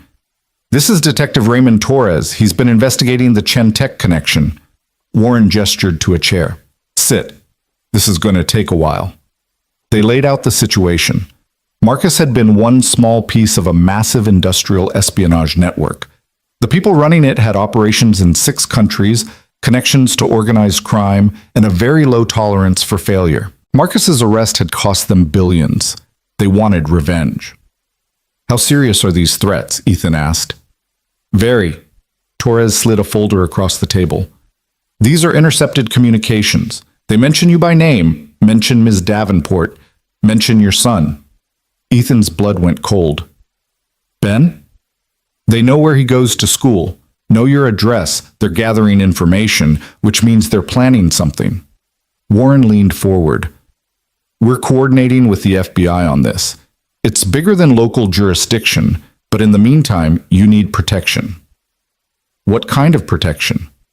Police detail, security at your home and office, relocation if necessary. Relocation? Ethan's mind was spinning. I can't just uproot my life. I have a job. Ben has school. Mr. Cole, these people have killed before. They don't make empty threats. Torres's voice was gentle, but firm. We're not trying to scare you. We're trying to keep you alive. Ethan sat back, trying to process. He'd thought catching Marcus was the end of the story. Turned out it was just the beginning. I need to talk to Claire. Already did. She's being briefed by our captain right now. Warren stood. Go home. Pack a bag. We'll have officers at your apartment in an hour. Don't go anywhere alone. Don't follow a routine, and don't tell anyone where you're going. This is insane. This is your life now, at least until we can dismantle this network. Torres handed him a card. My direct number. You see anything suspicious, anything at all, you call me. Understood? Ethan nodded numbly and left. Outside, the city looked different. Every face in the crowd was a potential threat. Every car that slowed near him triggered adrenaline. He'd spent 3 years invisible, just another struggling nobody in a city of millions. Now he was a target. The apartment felt like a trap when he arrived. He checked every room, every closet, every shadow, found nothing but his own paranoia. Ben would be home from school in 2 hours, escorted by the after-school program van like always. Except now, like always, was a liability. Routines were vulnerabilities. His phone rang. Claire. Ethan, are you okay? Define okay. He locked the door, checked the lock, checked it again. The police just told me I'm on a hit list. I know, I'm so sorry. This is my fault. If I hadn't given you the job, stop.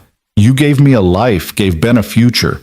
Whatever happens now, that's on the people making threats, not you. Claire was quiet for a moment. The police want us to relocate. There's a safe house in New Jersey, federal protection until they can neutralize the threat. For how long? They don't know. Weeks, maybe months. Months. Ben would have to leave his school, his friends, the first stable life he'd had since Sarah died, and Ethan would have to abandon the career he had just started building. There has to be another option. Like what? We can't just pretend this isn't happening. No, but we don't have to run either. An idea was forming in Ethan's mind. Probably a stupid idea, definitely a dangerous one. These people are organized, professional. They don't make moves without planning. That's supposed to be reassuring? It means they're predictable. They'll surveil us first, establish patterns, find weaknesses. Ethan started pacing. What if we use that? Let them think they're gathering intelligence while we're actually setting a trap. Ethan, you're not a cop. You're not a spy. You're a security director who until 6 weeks ago was fixing door locks. And you're a CEO who just tackled an armed man in a server room. We're both out of our depth, but we're smart enough to swim. Claire laughed, but it was strained. You're actually serious about this. I'm serious about not running, about not letting Ben's life get destroyed again because bad people exist. Ethan stopped pacing. Talk to the detectives, see if they'll work with us. Use Davenport's resources, set up proper security, make our places so locked down that when these people make their move, we're ready. That's incredibly risky. So was jumping in front of a train worked out okay. You almost died.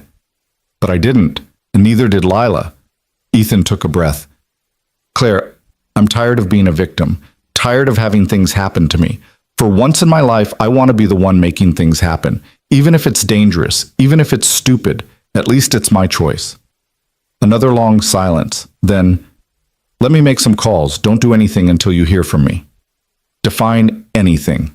Ethan. I'll wait, but not long. He hung up and immediately called Ben's school. Whitmore Academy, how may I direct your call? This is Ethan Cole, Ben Cole's father. I need to speak to the principal. It's urgent. 5 minutes later, Principal Davison came on the line. Ethan explained the situation carefully without causing panic. Davison listened, asked smart questions, and made immediate changes to Ben's security protocol. No more van service. Ethan would pick him up personally. A security guard would walk Ben to and from class. No field trips without explicit parental approval. Mr. Cole, I want you to know we take our students' safety very seriously. Ben will be protected. Thank you. Ethan's throat was tight. He's been through enough. He doesn't need this. I understand. We'll make sure he's safe. When Ben came home that afternoon, delivered by Ethan personally, after a tense drive where he checked every mirror and memorized every car that followed too long, Ethan had to explain why 2 police officers were sitting in an unmarked car outside their building. Are we in trouble? Ben's eyes were huge. No, but the man I helped arrest has some friends who are mad about it. So the police are making sure we stay safe. Are they going to hurt us? Ethan wanted to lie, wanted to say everything was fine, nothing to worry about. Go do your homework. But he'd learned from Sarah's death that lying to children didn't protect them. It just made reality hurt worse when it arrived. They might try, he said honestly, but we're not going to let them. We're going to be smart, careful, and the police are going to help us. Like superheroes? Sort of, except with less flying and more paperwork. Ben managed to smile. Can I tell my friends at school? Better not. The less people know, the safer we are. That night, after Ben fell asleep, Ethan sat in the living room with all the lights off, watching the street below. The police car was still there. A new shift now, different officers. They'd be there all night, every night until the threat was resolved. His phone buzzed, a text from Claire. Detectives agreed to work with us. Meeting tomorrow, 8 a.m. Bring coffee. This is going to be complicated. Ethan smiled despite everything. At least he wasn't facing this alone. The meeting the next morning included Claire, Ethan, Detectives Warren and Torres, 2 FBI agents whose names Ethan immediately forgot, and someone from Davenport's private security consultant firm, an intense woman named Kira Chen who had the look of someone who'd seen combat and won. Here's the situation, Warren began, pulling up images on a screen. The organization Marcus was working for calls themselves the Syndicate. Very original. They operate globally, specializing in corporate and government espionage. Their leadership is paranoid and competent, which is a dangerous combination. How many people are we talking about? Claire asked. 30 confirmed members in the U.S., maybe twice that internationally. They compartmentalize heavily. Each cell operates independently. Marcus was part of the tech theft cell. The cell that's threatening you handles enforcement. Enforcement? Ethan didn't like the sound of that. Punishment for failures, elimination of threats. They're very good at what they do. FBI Agent 1, Ethan thought her name was Richardson, tapped the screen. 3 hits in the last year, all made to look like accidents. Car crash, mugging gone wrong, gas leak. Cheerful, Claire muttered. Their pattern is consistent, Kira spoke up. 2 weeks of surveillance, 1 week of planning, then execution during a routine moment when the target's guard is down. They like to strike when you're alone, distracted, or in a public place where they can disappear into the crowd. So we never give them that moment, Ethan said. We stay guarded, stay aware, change our routines constantly. That's exhausting and unsustainable, Torres countered. You can't live like that indefinitely. Eventually you'll make a mistake, get tired, let your guard down for 30 seconds. That's when they'll strike. Then we make them strike on our terms, Kira said. Set up a scenario where they think they have an opening, but we're actually in control. Draw them out, take them down. You want to use Ms. Davenport and Mr. Cole as bait? Warren frowned. That's risky. Everything's risky. At least this way we're controlling the variables. Kira looked at Claire and Ethan. It's your call. We can put you in protective custody, keep you hidden until the FBI dismantles the syndicate. Could take months, maybe years. Or we can be proactive. Force their hand. End this fast. Claire and Ethan exchanged glances. Fast, they said simultaneously. The next 2 weeks were a masterclass in controlled paranoia. Ethan's apartment was wired with cameras and sensors. Claire's penthouse became a fortress. Both of them wore panic buttons disguised as watches. Everywhere they went, plainclothes protection followed at a distance, but they also maintained visible routines. Ethan took Ben to school each morning, same route, same time. Picked him up each afternoon. Went to the office, came home. To anyone watching, it looked like normal life with a police escort. What the watchers didn't see was the backup team tracking them, the drones overhead, the network of informants Kira had activated throughout the city. Every step Ethan and Claire took was monitored, protected, and used to gather intelligence on whoever was gathering intelligence on them. It's like chess, Kira explained during one of their daily briefings. They're watching us. We're watching them watch us. First person to blink loses. What if they don't make a move? Ethan asked. They will. They can't afford not to. Marcus's arrest was a major loss. They need to send a message that betraying the syndicate has consequences. You and Claire are that message. It was a strange way to live. Every morning, Ethan woke up and remembered that somewhere in the city, someone was planning to kill him. Every night, he checked on Ben 3 times, making sure his son was breathing, was safe, was still there. Ben handled it better than Ethan expected. Kids were resilient. Or maybe he'd just gotten used to his life being unstable. Either way, he adapted. Made friends with the police officers, started doing his homework in the living room where Ethan could see him. Didn't complain when Ethan checked the locks obsessively. You okay, Dad? Ben asked one night, finding Ethan at the window again. Just being careful. You're scared. It wasn't a question. Ethan had never been able to lie to those Sarah brown eyes. Yeah, I'm scared. Me too. Ben climbed onto the couch beside him. But we're together, so it's okay to be scared together, right? Ethan pulled his son close. Yeah, buddy, it's okay. The break came on a Wednesday. Kira burst into Ethan's office without knocking, tablet in hand. We got them. The surveillance team. 3 people. Rotating shifts. Watching both your place and Claire's. She pulled up photos. This one's former military. Dishonorable discharge. These 2 have records. Assault. Weapons charges. They've been tracking you for 12 days. That's their pattern, Ethan remembered. 2-week surveillance, 1 week planning, then they strike. Which means we have 2 days to set the trap. Kira was already typing. I need to coordinate with the FBI, get tactical teams in position. What's the plan? We give them an opening, something too good to resist. Then when they move, we grab them. She looked up. You're going to hate this part. The opening has to look real, which means you have to be vulnerable. Actually vulnerable, not fake vulnerable. Ethan's stomach tightened. Define vulnerable. Alone. Isolated. No visible protection. Walking into a scenario where they can make their move without witnesses. Kira's expression was grim. I know what I'm asking, but if we try to fake it, they'll know. These people are professionals. So I'm bait. You're bait with an entire tactical team 30 seconds away. But yes, bait. That night, Ethan told Ben he'd be working late the next few days. Made arrangements for Ben to stay with Claire and Lila. The penthouse was more secure anyway. Ben didn't want to go. I want to stay with you. I know, buddy, but this is important, and you'll have fun with Lila. She's been asking about another playdate. You promise you'll be okay? Ethan thought about lying, decided against it.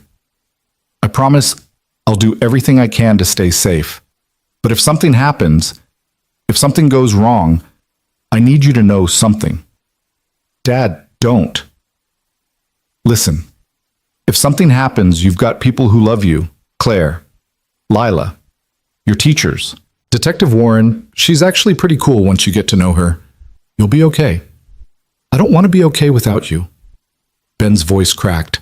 I already lost Mom. I can't lose you too. Ethan held him tight, breathing in the scent of his son's shampoo, memorizing the weight of him. You're not going to lose me. I'm too stubborn to die. Ask anyone.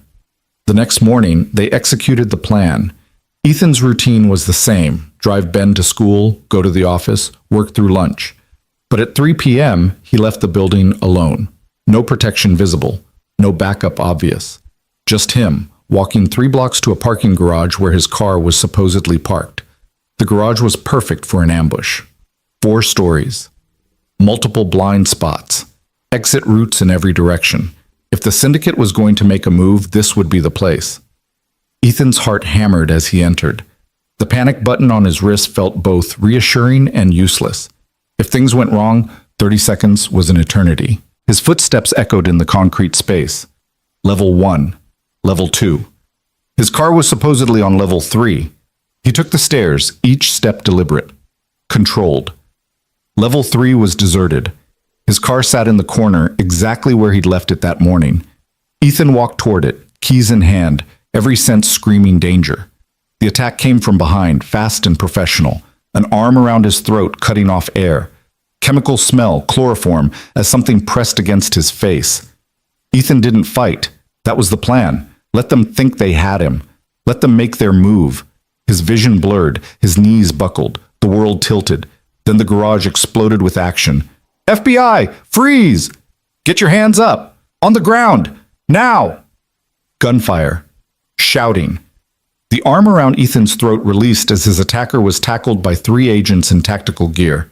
More agents poured from hiding spots, behind cars, in stairwells, on the roof. The syndicate's enforcement team didn't stand a chance. It was over in less than a minute. Ethan sat on the concrete coughing while a paramedic checked him over. Kira appeared, looking satisfied. You okay?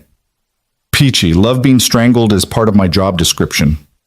You did good. We got all 3 of them, plus the guy in the van outside who was coordinating. She helped him stand.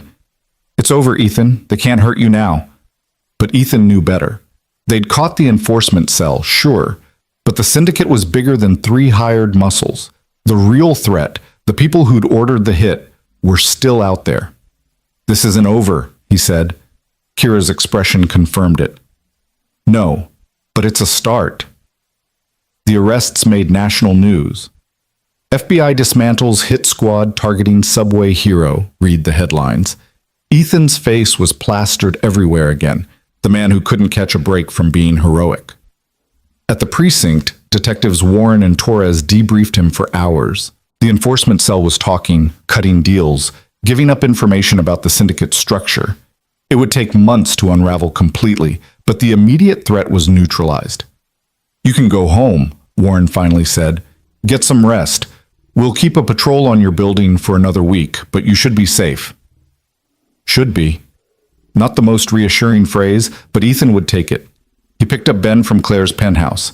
His son launched himself into Ethan's arms, holding on like he'd never let go. You're okay. You're really okay. Told you I was too stubborn to die. Ethan buried his face in Ben's hair. Come on, let's go home. That night, in their apartment that finally felt safe again, Ethan made spaghetti. Actual spaghetti, with garlic bread and salad. They ate at their kitchen table, and Ben talked about his day with Lila, about school, about the science project he was working on. Normal things. Beautiful, boring, normal things. After Ben went to bed, Ethan stood at the window one more time. The police car was still there, but he knew it would be gone soon. Life would return to normal, or whatever passed for normal, in a life that had included jumping in front of trains and catching corporate spies and surviving assassination attempts. His phone rang. Claire. How are you holding up? Still processing. Ethan rubbed his neck where bruises were forming. Thanks for keeping Ben safe. I know it wasn't convenient. Ethan, he's a wonderful kid. It was a privilege. Claire paused. Listen, the board met today. They want to do something for you. Recognition for everything you've done. There's talk of making you vice president of security. That's insane. I've been director for like 6 weeks.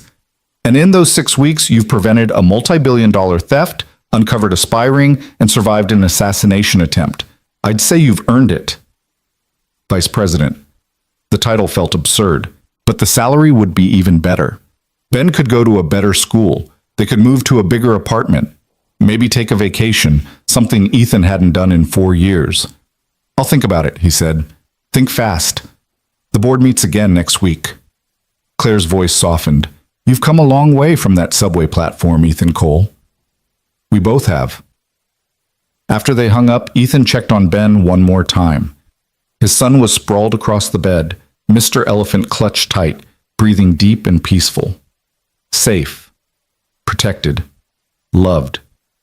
Ethan thought about the past 2 months, about how one moment of action, one split-second decision to jump instead of freeze, had cascaded into a completely different life. Not an easier life, but a better one. A life with purpose and possibility and people who believed in him. He thought about Sarah, about what she would say if she could see them now. She'd probably laugh at him for becoming an executive, tease him about the fancy apartment. Then she'd hug him tight and whisper that she was proud. Ethan hoped she was. Hoped she could see them somehow. See that he'd kept his promise to take care of their son. That he hadn't quit, even when quitting would have been so much easier. Coal men don't quit, she used to say. And despite everything, the poverty, the grief, the constant fight to survive, Ethan never had. He wasn't about to start now. The promotion became official on a Monday morning that felt like any other Monday until it wasn't. Ethan stood in the boardroom on the 42nd floor of Davenport Tower, surrounded by people in suits that cost more than his first car, and tried not to feel like an imposter. The board members studied him with varying degrees of interest and skepticism. These were people who measured worth in quarterly earnings and stock prices, not subway heroics. "Mr. Cole," the chairman said, a silver-haired man named Richard Ashworth, whose handshake could crush bones. "The board has reviewed your performance over the past 2 months. Your actions have directly saved this company from catastrophic loss, both financial and reputational." Ethan nodded, not sure if he was supposed to speak. "That said," Ashworth continued, his tone cooling, "Vice President is a significant role. You'd be overseeing not just physical security, but cybersecurity, risk assessment, and crisis management. That's a substantial leap for someone with limited corporate experience." Here it comes, Ethan thought. The part where they thank him politely and offer him a nice bonus instead. But Claire stood up from her seat at the head of the table. "Richard, with respect, experience is overrated. I've watched Ethan identify problems that people with 20 years of experience missed. He thinks differently, acts decisively. Those are qualities you can't teach in business school." "Claire, no one's questioning his instincts, but instinct alone doesn't qualify someone for executive leadership." "Then what does?" Claire's voice had an edge now.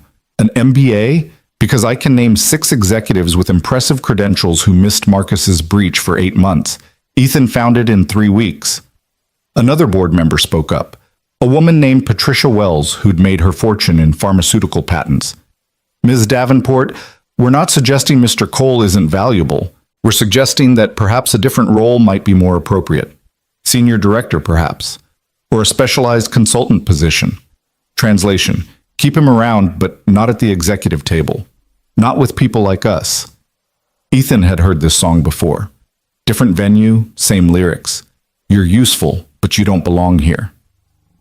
"If I may," Ethan said quietly. The room fell silent. "You're right. I don't have an MBA. I don't have corporate experience. I didn't go to the right schools or join the right clubs. I'm a mechanic who learned security by actually doing it, not by reading case studies." Ashworth's expression suggested this wasn't helping Ethan's case. "But here's what I do have," Ethan continued. "I know what it's like to have everything to lose. I know how to see threats before they become disasters because I've spent my entire life one disaster away from the street. I know how to make decisions under pressure because pressure is all I've ever known." He met each board member's eyes in turn. "You want someone who'll protect this company like their life depends on it?" "Mine actually does. This job is the only thing standing between my son and the poverty I just climbed out of. So yeah, I'll work harder than anyone with a safety net ever could. That's what you're getting if you promote me." The silence stretched. Then Patricia Wells smiled, actually smiled. "That's the most honest thing I've heard in this room in 10 years, she said. "I vote yes."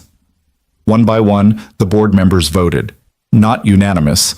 Ashworth and 2 others voted no, but enough. The promotion passed. Afterward, Claire pulled Ethan aside in the hallway. "That was either the bravest or stupidest thing you've ever said in a business setting." "Probably both." Ethan loosened his tie. Still couldn't get used to wearing the damn things. "Thanks for backing me in there." "I didn't back you. I stated facts." Claire smiled. "Besides, you've saved my daughter and my company. The least I can do is defend you to a room full of people who've never risked anything more serious than a bad stock pick." "Ashworth hates me now." "Richard hates everyone under 60 who doesn't play golf. Don't take it personally." She checked her phone, frowned. "Speaking of risks, we have a problem. Come to my office." Claire's office was what you'd expect from someone running a multi-billion-dollar company. Floor-to-ceiling windows, minimalist furniture that probably cost more than Ethan's entire apartment, and enough technology to launch a small satellite. She pulled up an email on her main screen. This came in an hour ago, encrypted, routed through 6 proxies, untraceable. Claire's jaw was tight. Read it. The email was short and venomous. You thought arresting our people would end this? You thought wrong. The syndicate doesn't forget. The syndicate doesn't forgive. Your daughter is 8 years old. She likes strawberry ice cream and that stuffed rabbit. She walks to the park every Saturday at noon. Would be a shame if something happened. Drop all charges against our people. Pay $20 million to the attached account. You have 72 hours. This is your only warning. Ethan's blood went cold. They're threatening Lila? Not just threatening, they're proving they've been watching her, closely. Claire's hands were shaking, the first time Ethan had seen her truly rattled. The FBI said the immediate threat was neutralized. They lied or they were wrong. Did you forward this to the FBI? 5 minutes after I got it. They're analyzing it now, but Ethan, 72 hours. That's not much time. You're not actually considering paying them. I'm considering keeping my daughter alive, Claire's voice cracked. They know her schedule, her favorite foods. They've been close enough to watch her. What if they... She didn't finish, didn't have to. Ethan pulled out his phone, called Kira. She answered on the first ring. The syndicate just made contact, Ethan said without preamble. Ransom demand targeting Lila Davenport. We need to move now. I'm already mobilizing. FBI wants to set up at Claire's penthouse. Full protection detail for both families. No one goes anywhere alone. That didn't stop them before. This time will be different. We're not playing defense anymore. Kira's voice was cold. They threatened a child. Gloves are off. Within 2 hours, Claire's penthouse had transformed into a command center. FBI agents occupied the guest rooms. Computers lined the dining room table. Tactical teams positioned throughout the building. And in the middle of it all, Lila played with Ben, blissfully unaware that she was the target of a criminal organization. Should we tell her? Claire asked Ethan quietly, watching their children build a fort from couch cushions. Tell an 8-year-old that bad people want to hurt her? What good would that do? She has a right to know she's in danger. She's a kid. Her right is to feel safe, even if it's a lie. Ethan remembered his own childhood, the constant moving, the fear, never knowing when the next eviction or disaster would hit. We protect her by handling this, not by scaring her. Claire nodded slowly. When did you get so wise about children? When I became terrified of screwing up the one I have. Detective Warren arrived at 6 with Torres and 2 FBI agents Ethan now knew as Richardson and Chen. They gathered in Claire's study, away from the children, to strategize. The email was sent from a burner device in Bulgaria, Richardson said. Impossible to trace beyond that. But the encryption is sophisticated, same signature as other syndicate communications. So we know it's legitimate, Torres added. They're serious about this. Then we give them what they want, Claire said. 20 million. I can have it wired by tomorrow. No, Kira's voice cut through. You pay once, they'll bleed you forever. Plus it funds their operations. We can't let that happen. My daughter's life is worth more than 20 million. Your daughter's life is worth everything, which is why we're not letting them anywhere near her. Kira pulled up building schematics on a tablet. They gave us 72 hours because they think that's not enough time to prepare properly. They're wrong. We locked down this building. Vary Lila's routine completely. Put decoys in place. Make them think they have an opening that's actually a trap. We tried that with Ethan. It barely worked. It worked perfectly, Kira corrected. We caught the entire enforcement cell. This time we'll catch whoever's running the operation. Cut the head off the snake. Ethan listened to them debate tactics and wondered when his life had become a crime thriller. 3 months ago, his biggest concern was finding enough change to do laundry. Now he was planning counter-operations against international criminals. What if we're thinking about this wrong? He said suddenly. Everyone turned to look at him. They want us scared, want us reactive. What if we go on offense instead? Meaning what? Warren asked. Meaning the people we arrested are in custody, right? Marcus and the enforcement cell. They're facing serious time. What if we use them? Offer deals in exchange for information about the leadership. Find out who's actually giving orders. Already tried, Torres said. They're more scared of the syndicate than they are of prison. No one's talking. Then we make them more scared of us. Ethan looked at Claire. You run a tech company. You have resources. Hackers, probably. People who can dig into places the FBI can't officially go. You're suggesting we commit crimes to fight criminals? Richardson frowned. That's not how this works. With respect, Agent Richardson, the way it works hasn't been keeping us safe. Ethan stood, started pacing. The syndicate operates in shadows, uses proxies and cutouts so no one can connect them to the crimes. We need to drag them into the light. Find out who they are, where they are, hit them before they hit us. That's vigilante justice, Warren said. You could go to jail. Better jail than a funeral. Ethan stopped pacing, faced them all. Look, I'm not saying we break laws. I'm saying we use every legal resource we have, and maybe bend a few rules around the edges. The syndicate is threatening a child. I'd break every rule there is to stop that. Claire stood as well, moving to stand beside Ethan. He's right. I've been playing by the rules my entire career, but these people don't have rules. If we want to beat them, we need to fight the same way they do. I can't officially condone this, Richardson said carefully, but I also can't stop you from using private resources to investigate threats to your company and family. Good. Claire pulled out her phone. I'm calling my head of IT. If anyone can dig up dirt on the syndicate, it's him. The next 48 hours were a blur of coffee and paranoia. Claire's IT team, led by a brilliant hacker named Felix, who'd spent 5 years in prison for breaking into Pentagon servers before Claire hired him, tore through every digital footprint the syndicate had left. Bank accounts in the Caymans, shell corporations in Delaware, property records in 3 countries. Slowly, painfully, they built a map of the organization. Meanwhile, Ethan coordinated physical security. Varied Lila and Ben's schedules constantly, hired private security to supplement the FBI presence, turned Claire's building into a fortress and his own apartment into a secondary bunker. Ben hated it. Dad, I want to go outside. I want to see my friends. I know, buddy. Just a few more days. You said that yesterday and the day before. Ben's eyes, Sarah's eyes, were accusing. We're prisoners. We're safe. Same thing. Ethan didn't have an answer for that because Ben was right. They were prisoners, just prisoners in a nice building with good food. Still caged. On the 3rd night, with 12 hours left before the ransom deadline, Felix burst into the study where Ethan and Claire were reviewing security protocols. I found them. Felix's eyes were wild behind his glasses. The actual leadership. 3 people running the whole operation. He threw names and photos onto the main screen. 3 faces, 2 men, 1 woman, all of them respectable looking, all of them with legitimate business covers. Alexander Petrov, Russian oligarch, officially in oil and gas, really in everything illegal. He's the money. Felix pointed to the first face. Jennifer Marks, British, runs a private equity firm. She's the legitimacy, helps launder syndicate profits through legal investments. And this guy, he pointed to the third face, a bland-looking man in his 50s.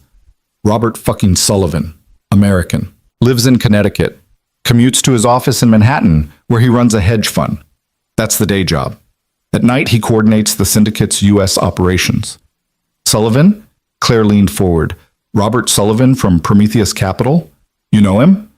I've met him at charity galas. He donated to my Senate campaign 3 years ago. Claire looked sick. He's been to my home. Met Lila. The implications hung in the air like poison gas. Where is he now? Ethan asked. Felix typed rapidly. His calendar shows he's at his Connecticut estate. Big place in Greenwich, 40 acres, private security. Send me the address, Kira said from the doorway. No one had heard her enter. FBI can move on this. If Sullivan is really the U.S. coordinator, we can arrest him, squeeze him for information about the others. That'll take time, Ethan said. Warrants, legal process. We have 12 hours. So what are you suggesting? Kira's eyes narrowed. That we go to Connecticut and confront a crime lord without legal authority?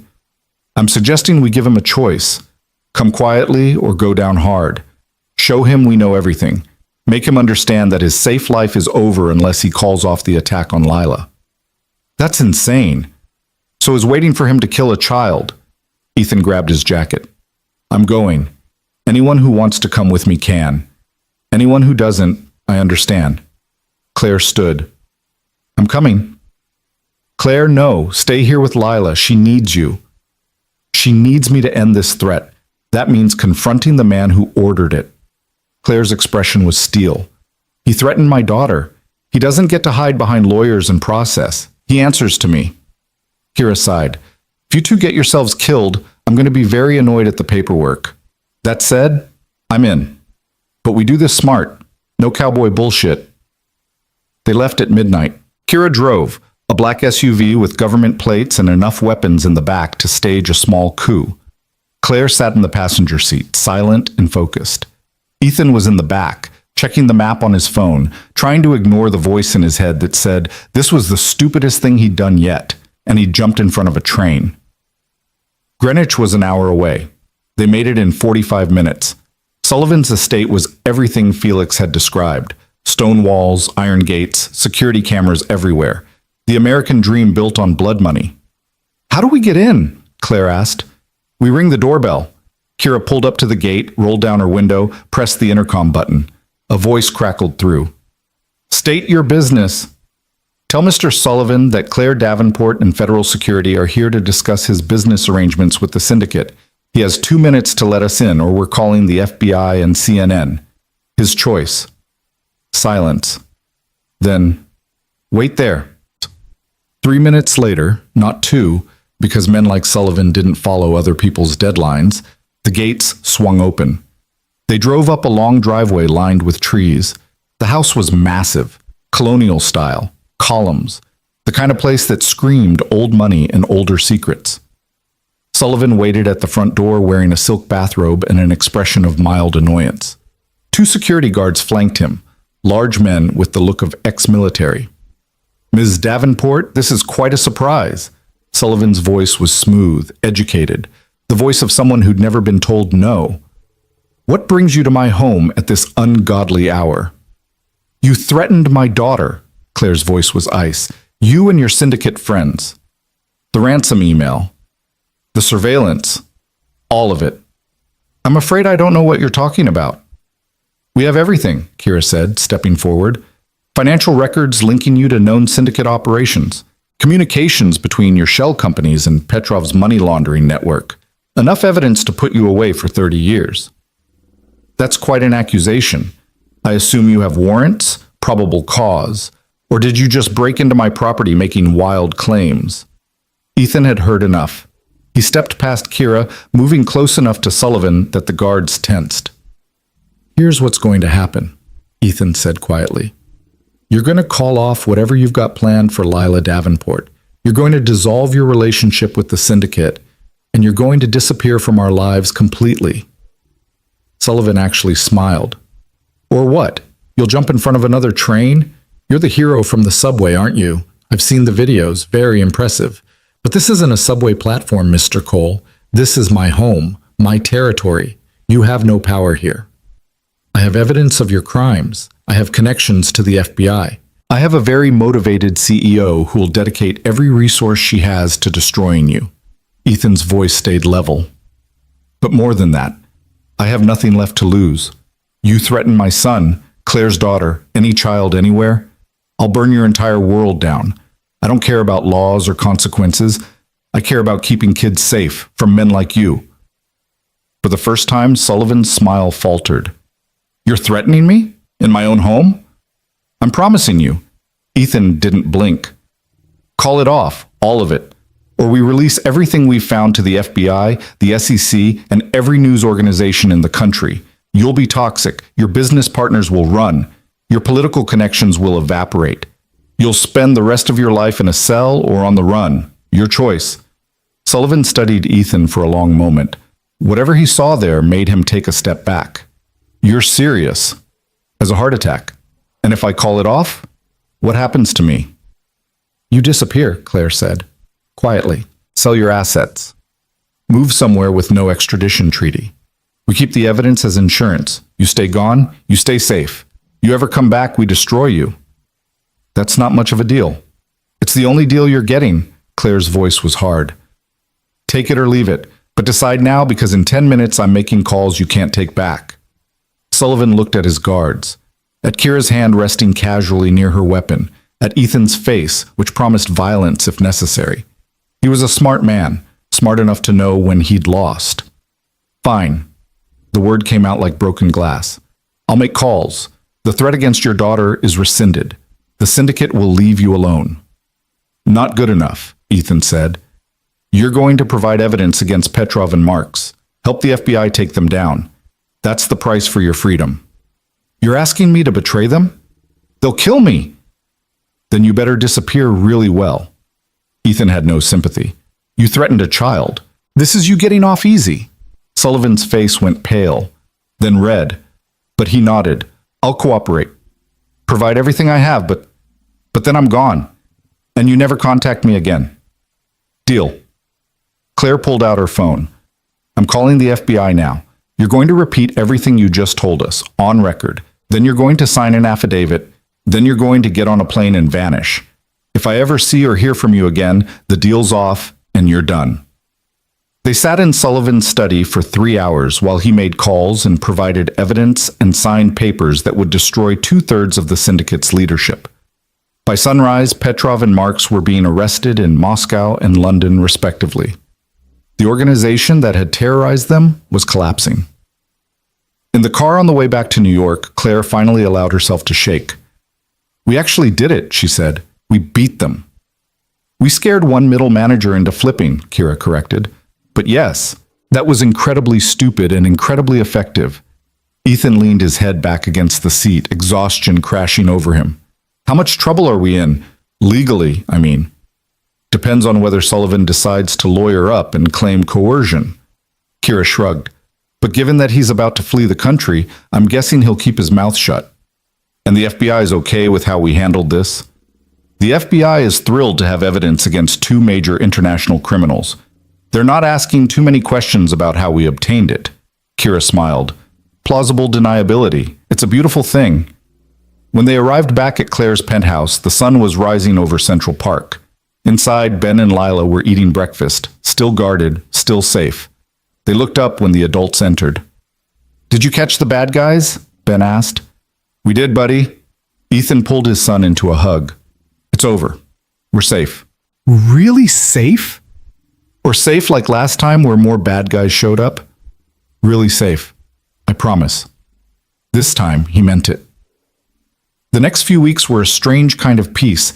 The FBI arrested 17 more syndicate members based on Sullivan's evidence. The organization imploded, its leadership scattered or imprisoned. And slowly, life returned to something approaching normal. Ethan settled into his role as Vice President of Security. It was overwhelming at first, executive meetings, board presentations, managing a department of 30 people. But he learned, asked questions, relied on his team, and gradually, people stopped seeing him as the subway hero who got lucky and started seeing him as someone who knew what he was doing. Ben thrived. His grades improved. He made the soccer team, stopped having nightmares about losing Ethan like he'd lost Sarah. The apartment felt like a home now, not just a temporary shelter. And Claire became more than just his boss. Became a friend. Someone who understood what it meant to fight for your child, to make impossible choices, to survive despite everything. They had dinner together sometimes, just the 4 of them, Claire and Lila, Ethan and Ben. Lila and Ben acted like siblings, bickering and laughing in equal measure, and Ethan found himself thinking that maybe, possibly, this could be a different kind of family, not a replacement for what he'd lost with Sarah, but something new, something good. One Saturday evening, after the kids had fallen asleep watching a movie, Claire joined Ethan on the balcony overlooking the park. Penny for your thoughts? Ethan smiled. Just thinking about how weird life is. 3 months ago, I was getting evicted. Now I'm standing on a penthouse balcony with a 6-figure salary and my kids asleep on a couch that costs more than my first apartment. Weird good or weird bad? Weird terrifying, like I'm waiting for someone to realize they made a mistake and take it all away. Claire was quiet for a moment. You know what I see when I look at you? I see someone who makes decisions, who acts when others freeze. That's rare, Ethan. Most people spend their whole lives waiting for permission to be brave. You just are. I jumped in front of a train. That's not brave. That's stupid. It's both, and that's what makes it extraordinary. She turned to face him. You saved my daughter, changed my company, helped bring down a criminal organization. At some point, you need to accept that you deserve the life you have now. And if I can't, if part of me still feels like the broke guy sleeping on a floor, then you fake it until you believe it. That's what I did. Claire smiled. You think I grew up with money? My dad was a janitor. My mom cleaned houses. I built this company from nothing, and every day I still feel like someone's going to figure out I don't belong. But I show up anyway, and so do you. That's what matters. Ethan looked out at the city, its lights stretching to the horizon. Somewhere down there, people were struggling like he'd struggled, sleeping in cars, skipping meals, wondering if tomorrow would finally break them. He couldn't help all of them, but maybe he could help some. I want to do something, he said suddenly, with the money, with the position. I want to help people who were like me. Like you how? Like desperate. One bad break from disaster. People who need a chance but never get one because they don't have the right credentials or connections. Ethan turned to Claire. Could we start a program? At Davenport. Hire people from homeless shelters, former convicts, anyone who's willing to work but can't get a foot in the door. Claire considered this. It would be controversial. The board would fight it. So we fight back. Use some of that resource you keep talking about. It would cost money, time, energy. Everything worth doing costs something. Ethan met her eyes. I got lucky. Someone gave me a chance when I didn't deserve it. Maybe we can be that someone for other people. Claire smiled, a real smile, not the corporate mask she wore in meetings. You know what? Let's do it. I'll present it to the board. Call it the Second Chance Initiative. Make the business case that hiring motivated people is good for the bottom line. And if they say no, then I'll do it anyway.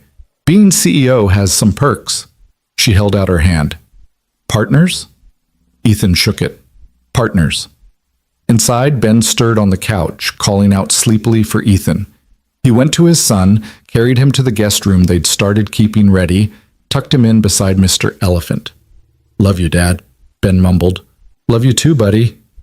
As Ethan stood in the doorway watching his son sleep, he thought about the path that had led them here. The train platform, the jump, the arrests and threats and near-death experiences. All of it had been terrifying. All of it had been worth it, because Ben was safe, happy, building a life that had possibility instead of just survival. And Ethan was building something too, not just a career, but a purpose, a way to take the pain of his past and transform it into help for others. Coal men don't quit, Sarah used to say. Ethan hadn't quit, wouldn't quit. Not when there was still work to do, still people to help, still kids who needed someone to jump when everyone else froze. He closed the door softly and went back to the living room where Claire was cleaning up popcorn bowls and remote controls. Thank you, he said. For what? For seeing me, for giving me a chance, for trusting me with your daughter and your company and your life. Claire set down the bowl she was holding. Ethan, you saved my daughter. I should be thanking you every day for the rest of my life. You gave me back mine. I'd say we're even. They stood in the comfortable silence of people who'd been through hell together and survived. And Ethan realized that this moment, this peace, this feeling of belonging, was what he'd been fighting for all along. Not money, not status, just the simple human need to matter to someone, to be seen, to be valued. He'd found that now. Against all odds, despite everything, he'd found it, and he wasn't letting go. The Second Chance Initiative launched 3 months later on a crisp February morning that carried the promise of snow. Ethan stood in the renovated warehouse space in Brooklyn, former industrial building transformed into training center, and watched the first class of recruits file in. 15 people. 15 stories of hardship and survival. Former homeless, ex-convicts, recovering addicts, single parents who'd slipped through every crack society had. They looked at Ethan with a mixture of hope and suspicion, the way people do when they've been disappointed too many times to trust easily. "Good morning," Ethan began, and his voice echoed in the large space. "My name is Ethan Cole. 3 months ago, I was homeless, getting evicted, standing on a subway platform with my 7-year-old son and $4 in my pocket, trying to figure out how we'd eat that night." The suspicion in their eyes shifted to curiosity. "I'm not going to stand here and tell you that hard work is all you need. That's garbage. I worked hard my entire life and still ended up sleeping on a floor with an eviction notice on my door. What changed for me was someone giving me a chance. One person who saw past my circumstances and decided I was worth the risk."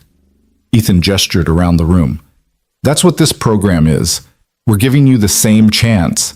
Training in security systems, IT basics, facility management, real skills that lead to real jobs. And when you finish, you'll have a position waiting at Davenport Innovations. Full salary, benefits, a future." A woman in the back row raised her hand. She looked to be in her 40s with tired eyes and hands that had seen hard labor. "What's the catch?" Her voice was rough. "Nobody does something like this for free." "The catch is you have to show up, do the work. Stay clean if substances are your issue. Stay out of trouble if that's been your pattern. We're giving you a chance, but you have to take it. Nobody can do that part for you. And if we mess up, then we help you try again. This isn't one strike and you're out. This is as many chances as it takes, as long as you keep trying." Ethan thought of all the times he'd failed, all the jobs he'd lost, all the times he'd wanted to quit. "I'm not interested in perfection. I'm interested in effort." Over the next few weeks, Ethan split his time between his VP responsibilities and the training program. It was exhausting. Some days he left the office at 6, headed to Brooklyn, and didn't get home until midnight. Ben complained about seeing less of his father. Claire worried he was burning out. But Ethan couldn't stop, because he saw himself in every recruit. In Marcus, not the spy, different Marcus, a former addict trying to rebuild his life after 5 years in prison. In Jennifer, the single mother who'd been living in her car until last month. In David, the veteran with PTSD who couldn't hold down a job because his triggers made him unreliable. They were all him. All versions of who he'd been. Who he could still be if luck shifted. "You're going to kill yourself," Jay said one evening, finding Ethan asleep at his desk at 9 p.m. "When's the last time you went home before midnight?" "I go home." Ethan rubbed his eyes. "Sometimes." "Boss, I say this with love. You need to delegate. You've got a whole department. Let us handle some of this.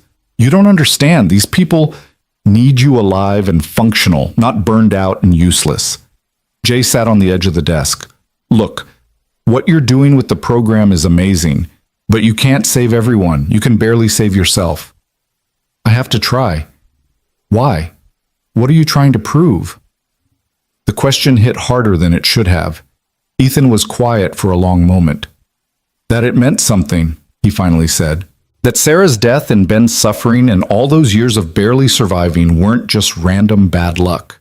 That I can take all that pain and make it mean something by helping people who are where I was." Jay's expression softened. "It already meant something. You survived. You kept your son safe. You became someone who jumps in front of trains to save little girls. That's not nothing, Ethan. It's not enough. It never will be if you keep moving the goalposts." Jay stood. "Go home. Hug your kid. Sleep. The program will still be here tomorrow." Ethan did go home. Found Ben asleep on the couch again, waiting up for him again. The guilt was a physical weight. He'd spent so much energy saving everyone else that he was neglecting the one person who needed him most. He carried Ben to bed, tucked him in, and was about to leave when Ben's eyes opened. "Dad?" "Hey, buddy, sorry I'm late again." "It's okay." But Ben's voice said it wasn't. "Are you going to leave?" The question froze Ethan's blood. "What? No, why would you think that? You're never here anymore. Just like Mom before she—" Ben couldn't finish, didn't have to. Ethan sat on the edge of the bed, heart breaking. "Ben, listen to me. I'm not going anywhere, ever. I promise." "You promised Mom wouldn't leave either." "That was different. That was an accident.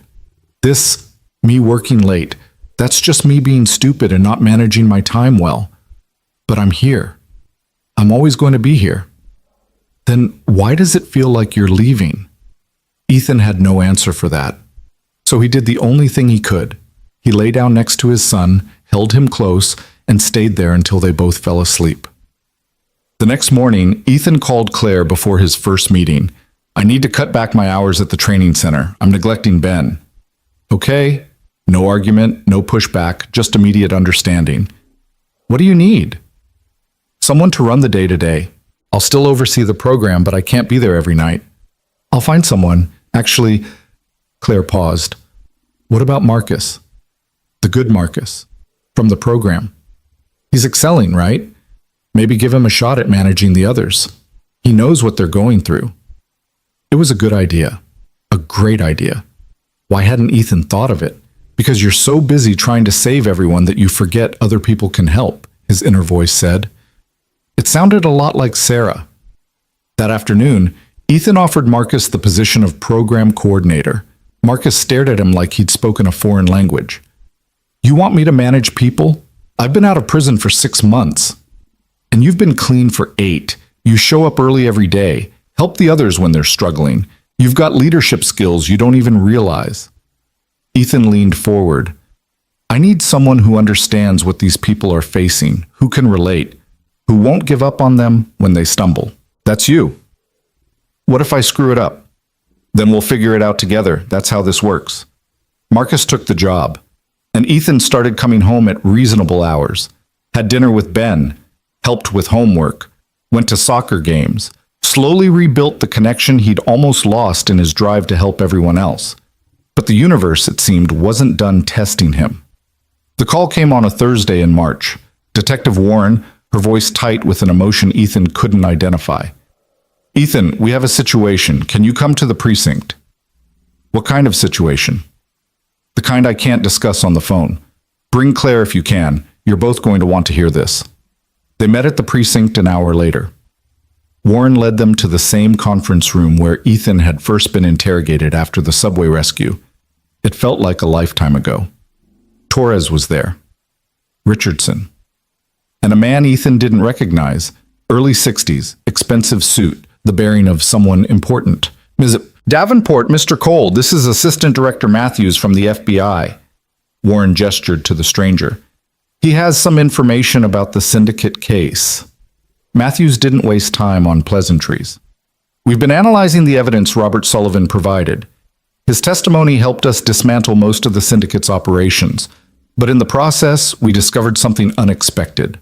He pulled up a photo on the screen, a young woman, maybe 25, with dark hair and scared eyes. This is Natasha Volkov. She's Alexander Petrov's niece. She was working as a low-level courier for the syndicate. When we arrested Petrov, she disappeared. We assumed she fled the country. Matthew's expression was grim. We were wrong. She's here in New York, and 3 days ago she reached out to us through a lawyer. She wants to turn state's evidence against her uncle, provide information about operations we don't know about, in exchange for witness protection. That's good, right? Claire asked.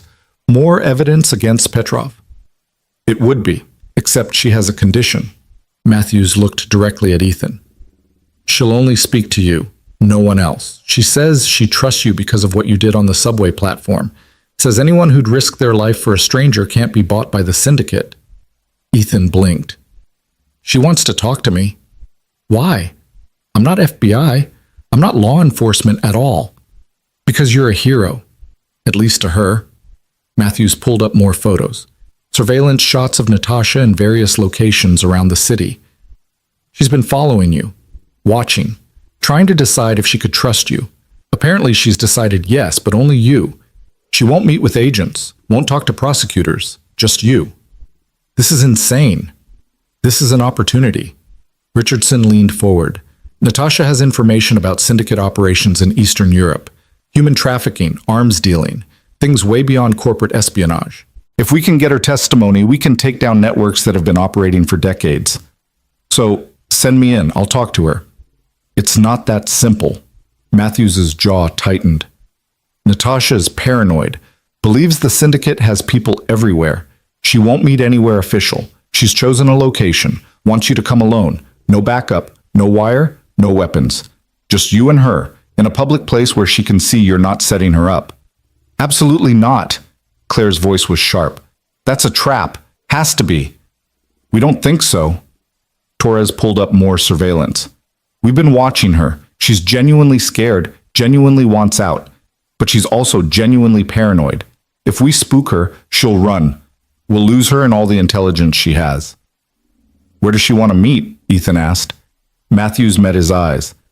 The Morrison Street subway platform. Where you saved Lila. She says it's symbolic. Proof that you care more about saving people than your own safety. The subway platform. The place where everything had started. Of course it would come full circle there. When? Tomorrow night, 7 p.m. She'll be waiting at the north end of the platform. You approach her, talk to her, convince her to come with you to a safe location where we can properly debrief her. She agrees, we protect her, we get the testimony. Everyone wins. Except if it's a trap, Claire repeated. Then Ethan gets killed on the same platform where he almost died before. We'll have agents nearby, Richardson said. Not close enough to scare her off, but close enough to intervene if something goes wrong. Ethan will be as safe as we can make him. As safe as we can make him isn't very safe. Claire looked at Ethan. You don't have to do this. Let the FBI handle it. They can't. She won't talk to them. Ethan stood, started pacing. Look, I don't love this plan. It feels like every bad decision I've made rolled into one. But if this woman has information that can stop human trafficking, arms dealing, that's bigger than me being uncomfortable. It's bigger than you being dead too. I won't be dead. I'll be careful. I'll have backup nearby. And I'll be doing what I apparently do best, jumping into dangerous situations to help people. He tried for a smile. It probably didn't work. Besides, what's the worst that could happen? Don't! Claire's voice was hard. Don't joke about this. Don't pretend it's not terrifying. I'm not pretending. I'm terrified, but I'm going anyway. They argued for another hour. Claire tried every angle to talk him out of it. But in the end, Ethan's decision was made. He'd meet Natasha Volkov. He'd hear what she had to say. He'd try to save one more person who needed saving. That night, he had the conversation he'd been dreading. Sat Ben down after dinner and explained that he had to do something dangerous tomorrow. Didn't sugarcoat it. Didn't lie. Are you going to die? Ben asked, his voice small. I'm going to try very hard not to. That's not an answer. It's the only honest one I have. Ethan pulled his son close. Ben, sometimes people need help. And sometimes the only person who can help is me. I don't want to leave you. I don't want to risk not coming home. But I can't look at myself in the mirror if I don't try. Mom tried to help people too. She was going to be a nurse. Then she died. I know, and I know that's terrifying. But, buddy, we can't stop living because we're afraid of dying. Your mom taught me that. She'd want me to do this. She'd want you to stay safe. She'd want me to be the kind of man who jumps when people are falling. Even if it's scary, especially if it's scary. Ethan took a breath. If something happens tomorrow, if I don't come back, I need you to remember something. You are loved. By me. By Claire and Lila. By so many people. You're going to be okay. Not right away, but eventually. Dad, stop.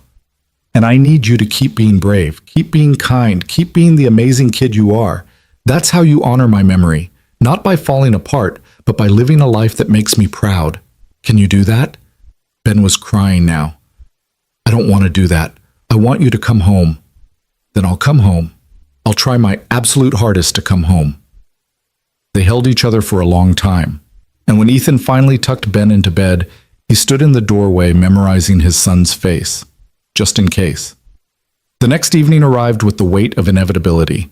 Ethan put on comfortable clothes, jeans, a jacket, boots good for running if necessary. No wire, no weapon, no phone.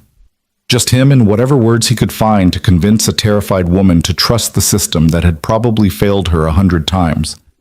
Claire met him at Davenport Tower before he left. She looked like she hadn't slept. I hate this, she said. I know. If you die, I'm going to kill you. That's fair. She hugged him suddenly, fierce and desperate. You changed my life, Ethan Cole. You saved my daughter. You made me remember what it means to be brave. Don't you dare die on that platform. I don't plan to. Plans don't matter. Promise me you'll come back. I can't promise that. Then promise me you'll try. That I can do. He took the subway to Morrison Street. The same route he'd taken 3 months ago with Ben. The same platform where everything had changed.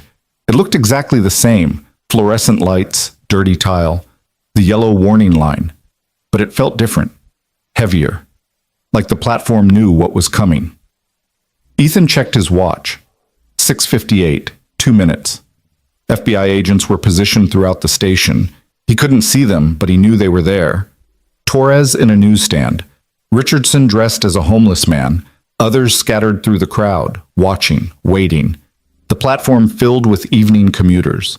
People heading home from work, from school, from lives that didn't involve meeting paranoid witnesses about international crime syndicates. 7 p.m. At the north end of the platform, a young woman appeared, dark hair under a baseball cap, oversized jacket. She looked like she wanted to disappear. Her eyes found Ethan's across the crowd. Natasha Volkov. Ethan walked toward her slowly, non-threatening, hands visible, smile genuine. Natasha. She nodded. Didn't speak. Her eyes darted around constantly, checking faces, looking for threats. Thank you for trusting me, Ethan said quietly. I know that's hard. You jumped. Her accent was thick, Russian. Everyone else stood still, but you jumped. Why? Because she was falling. Someone had to. That's stupid. You could have died. Yeah, but I didn't. Natasha studied him. Whatever she saw must have satisfied her because she took a step closer. I have information about my uncle, about the syndicate, about things they do. Bad things. I know. The FBI wants to hear it. They can protect you. FBI is corrupt. Syndicate has people everywhere. Police, government. They will find me. Not if we do this right. Not if you let us help you. Ethan kept his voice steady, calm. Natasha, I'm not going to lie to you. Witness protection isn't perfect, but it's better than running. Better than looking over your shoulder forever. You promise I'll be safe? I promise we'll do everything we can to keep you safe. That's the best anyone can promise. She was wavering. Ethan could see it, the desperate hope fighting with learned distrust. Then her eyes went wide. Get down! She shoved Ethan hard. He stumbled backward as gunfire erupted. Commuters screamed. People scattered. And Natasha, brave, terrified Natasha, took 3 bullets meant for Ethan. She dropped. Ethan's training kicked in. He dragged her behind a support column as more shots rang out. FBI agents swarmed from hiding spots. Someone was shouting into a radio. Someone else returned fire. Natasha was bleeding, a lot. Her eyes found Ethan's. Sorry, she whispered. They followed me. I tried. So careful. Don't talk. Save your strength. Ethan pressed his hands against the worst wound, trying to stop the bleeding. Help is coming. You're going to be okay. Always a hero. She smiled weakly. Even when stupid. Yeah, well, stupid is kind of my thing. The gunfire stopped. FBI agents had the shooter, just one, looked like syndicate, definitely professional. Torres appeared beside Ethan, already calling for paramedics. She's losing a lot of blood. I know. Where the hell is the ambulance? Natasha's hand found Ethan's, squeezed weakly. Thank you, she breathed, for trying. You're not dying. Don't you dare die. Tell FBI. Look in Brighton Beach, storage unit number 247. Evidence there. Everything they need. You can tell them yourself when you wake up. If I don't, her eyes were closing. Tell them I tried to be brave, like you. You are brave. You saved my life. That's pretty damn brave. But she was unconscious now, and the blood wasn't stopping, and Ethan had been in enough bad situations to know what death looked like when it was winning. The ambulance arrived. Paramedics took over. They loaded Natasha onto a stretcher, started IVs, worked with desperate efficiency. But Ethan could see their expressions, could read the looks they exchanged. She didn't make it to the hospital. Later, after the statements and the paperwork and the endless questions, Ethan sat in the precinct with his head in his hands. Claire had arrived at some point. She sat beside him, silent presence, not trying to fix it because it couldn't be fixed. She saved my life, Ethan said. She saw the shooter before I did, pushed me out of the way. I know. She's dead because of me. She's dead because the syndicate is evil. That's not on you. Well, it feels like it is. Ethan looked up. His eyes were dry but hollow. Everyone I try to help ends up hurt. Marcus got arrested. You got shot at. Now Natasha's dead. Maybe I should stop trying to save people. Maybe you should accept that you can't save everyone. Claire's voice was gentle. But that doesn't mean you stop trying. Natasha knew the risks. She reached out anyway. She chose to be brave. That's not your fault. She gave me information. Storage unit in Brighton Beach. Said there's evidence there. Then we'll follow up. We'll make sure her death meant something. Claire took his hand. That's how we honor her. Not by giving up. By finishing what she started. The FBI raided the storage unit the next day. Found exactly what Natasha had described. Documents, hard drives, recordings. Evidence of syndicate operations spanning 2 decades. Human trafficking routes. Arms deals. Money laundering. Enough to bring down the entire organization, not just pieces of it. Natasha's final gift would save thousands of people. But it didn't make Ethan feel better. He took a week off work, spent it with Ben. They went to the park. Played video games. Had long talks about what it means to try to help people and fail. Ben, wise beyond his years, asked the question Ethan had been avoiding. Do you wish you never jumped that day on the subway? Ethan thought about it. Really thought about it. No, he finally said, because Lila is alive. Because I have this life now. Because I got to help at least some people, even if I couldn't help everyone. The pain is worth it for that. Even though it hurts? Especially because it hurts. The things worth doing usually do. When Ethan returned to work, he found that the Second Chance initiative had grown. 10 more recruits. 2 more companies wanting to start similar programs. Marcus was thriving as coordinator. Several graduates had already moved into permanent positions at Davenport. You started something, Jay told him. Something bigger than you realize. Maybe. But Ethan still saw Natasha's face in his dreams. Still heard her last words. Still felt the weight of being unable to save her. 3 months later, on a warm June evening, Davenport Innovations held a ceremony. They were naming the training center after Natasha Volkov, a permanent reminder of the cost of courage, and a promise that her sacrifice wouldn't be forgotten. Ethan gave the speech, talked about what it means to be brave, to risk everything for strangers, to die so others can live. His voice broke twice. Claire stood beside him, steady presence, reminding him he wasn't alone. After the ceremony, as people mingled and celebrated, Ben tugged Ethan's sleeve. Dad, look! He pointed to the entrance where someone Ethan never expected to see was walking in. Sarah's parents. Ben's grandparents. They'd maintained civil distance for years, occasional supervised visits, but nothing more. Sarah's mother, Patricia, approached slowly. Her eyes were red. Ethan, can we talk? They stepped outside. The evening air was cool, comfortable. We've been following the news, Patricia said. Everything you've done, the subway, the company, this program. We've been watching. Okay? Ethan wasn't sure where this was going. We were wrong. The words came out difficult, painful. When Sarah died, we blamed you. Thought you couldn't take care of Ben. We were wrong. You've given him a better life than we ever could have, and you've become... She stopped, started again. You've become the man Sarah always knew you could be. Ethan's throat was tight. I'm still figuring it out. Every day. But you keep trying. That's what matters. Patricia looked toward the building where Ben was playing with Lila. We'd like to be part of his life, real part, not just occasional visits. If you'll let us. Sarah would have wanted that. Ethan knew it without question. Yeah, he said. I'd like that too. That night, after everyone left and the building was quiet, Ethan stood alone in the training center that bore Natasha's name. He thought about the chain of events that had started on a subway platform. One jump. One moment of action instead of freezing. And look what had cascaded from it. A saved child. a career, a program helping hundreds, a criminal organization dismantled, lives changed, including his own. Not all changes were good.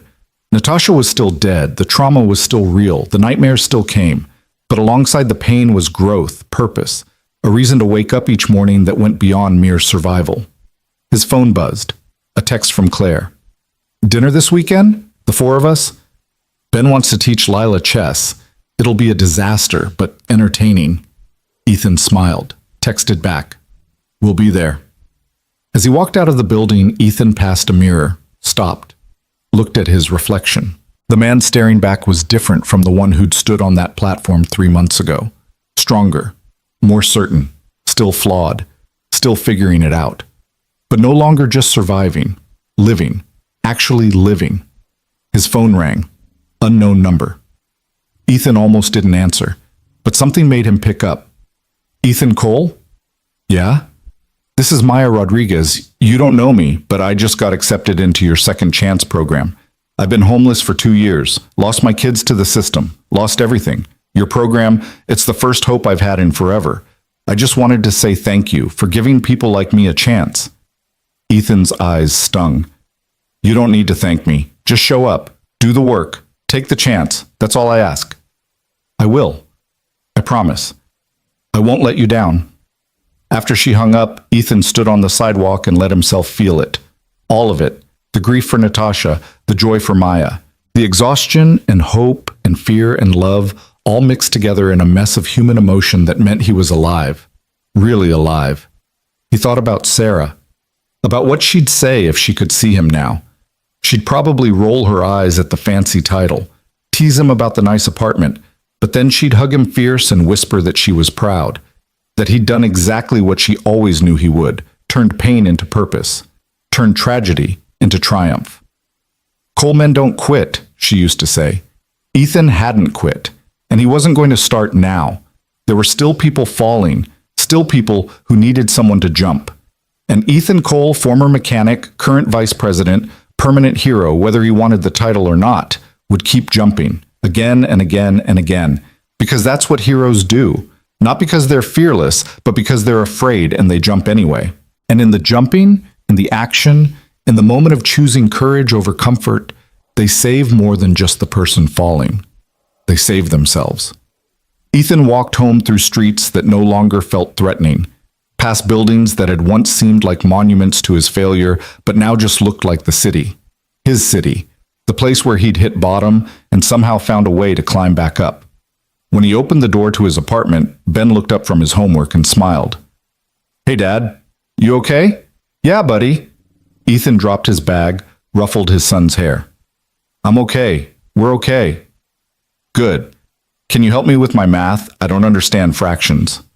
Sure. Let me just order us some dinner first. Pizza, okay?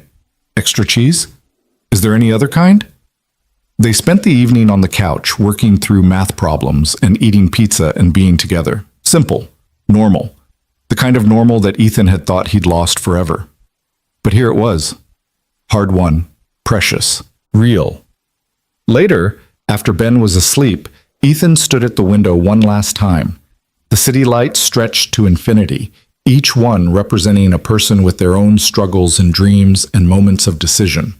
Somewhere out there, someone was standing on their own metaphorical platform, trying to decide whether to jump or freeze. Ethan hoped they jumped. Because in the jumping, in the moment of wild courage, everything was possible. Even for a broke single father with nothing left to lose, especially for him. The train of his life had almost run him over. Instead, he'd grabbed it, held on, rode it to places he never imagined possible. And the journey was just beginning. Ethan smiled, turned away from the window, and went to check on his son one more time. Ben was sprawled across his bed, Mr. Elephant clutched tight, dreaming dreams that were finally safe. Everything Ethan had done, every jump, every risk, every moment of terror had been for this. For these quiet nights when Ben slept peacefully and tomorrow held promise instead of dread. Worth it. All of it. Even the parts that hurt. Ethan turned off the light, closed the door gently, and whispered into the darkness, "Thank you, Sarah, for teaching me to jump." And somewhere in the space between memory and hope, He could almost hear her whisper back, "You did good, Ethan Cole. You did real good." He had.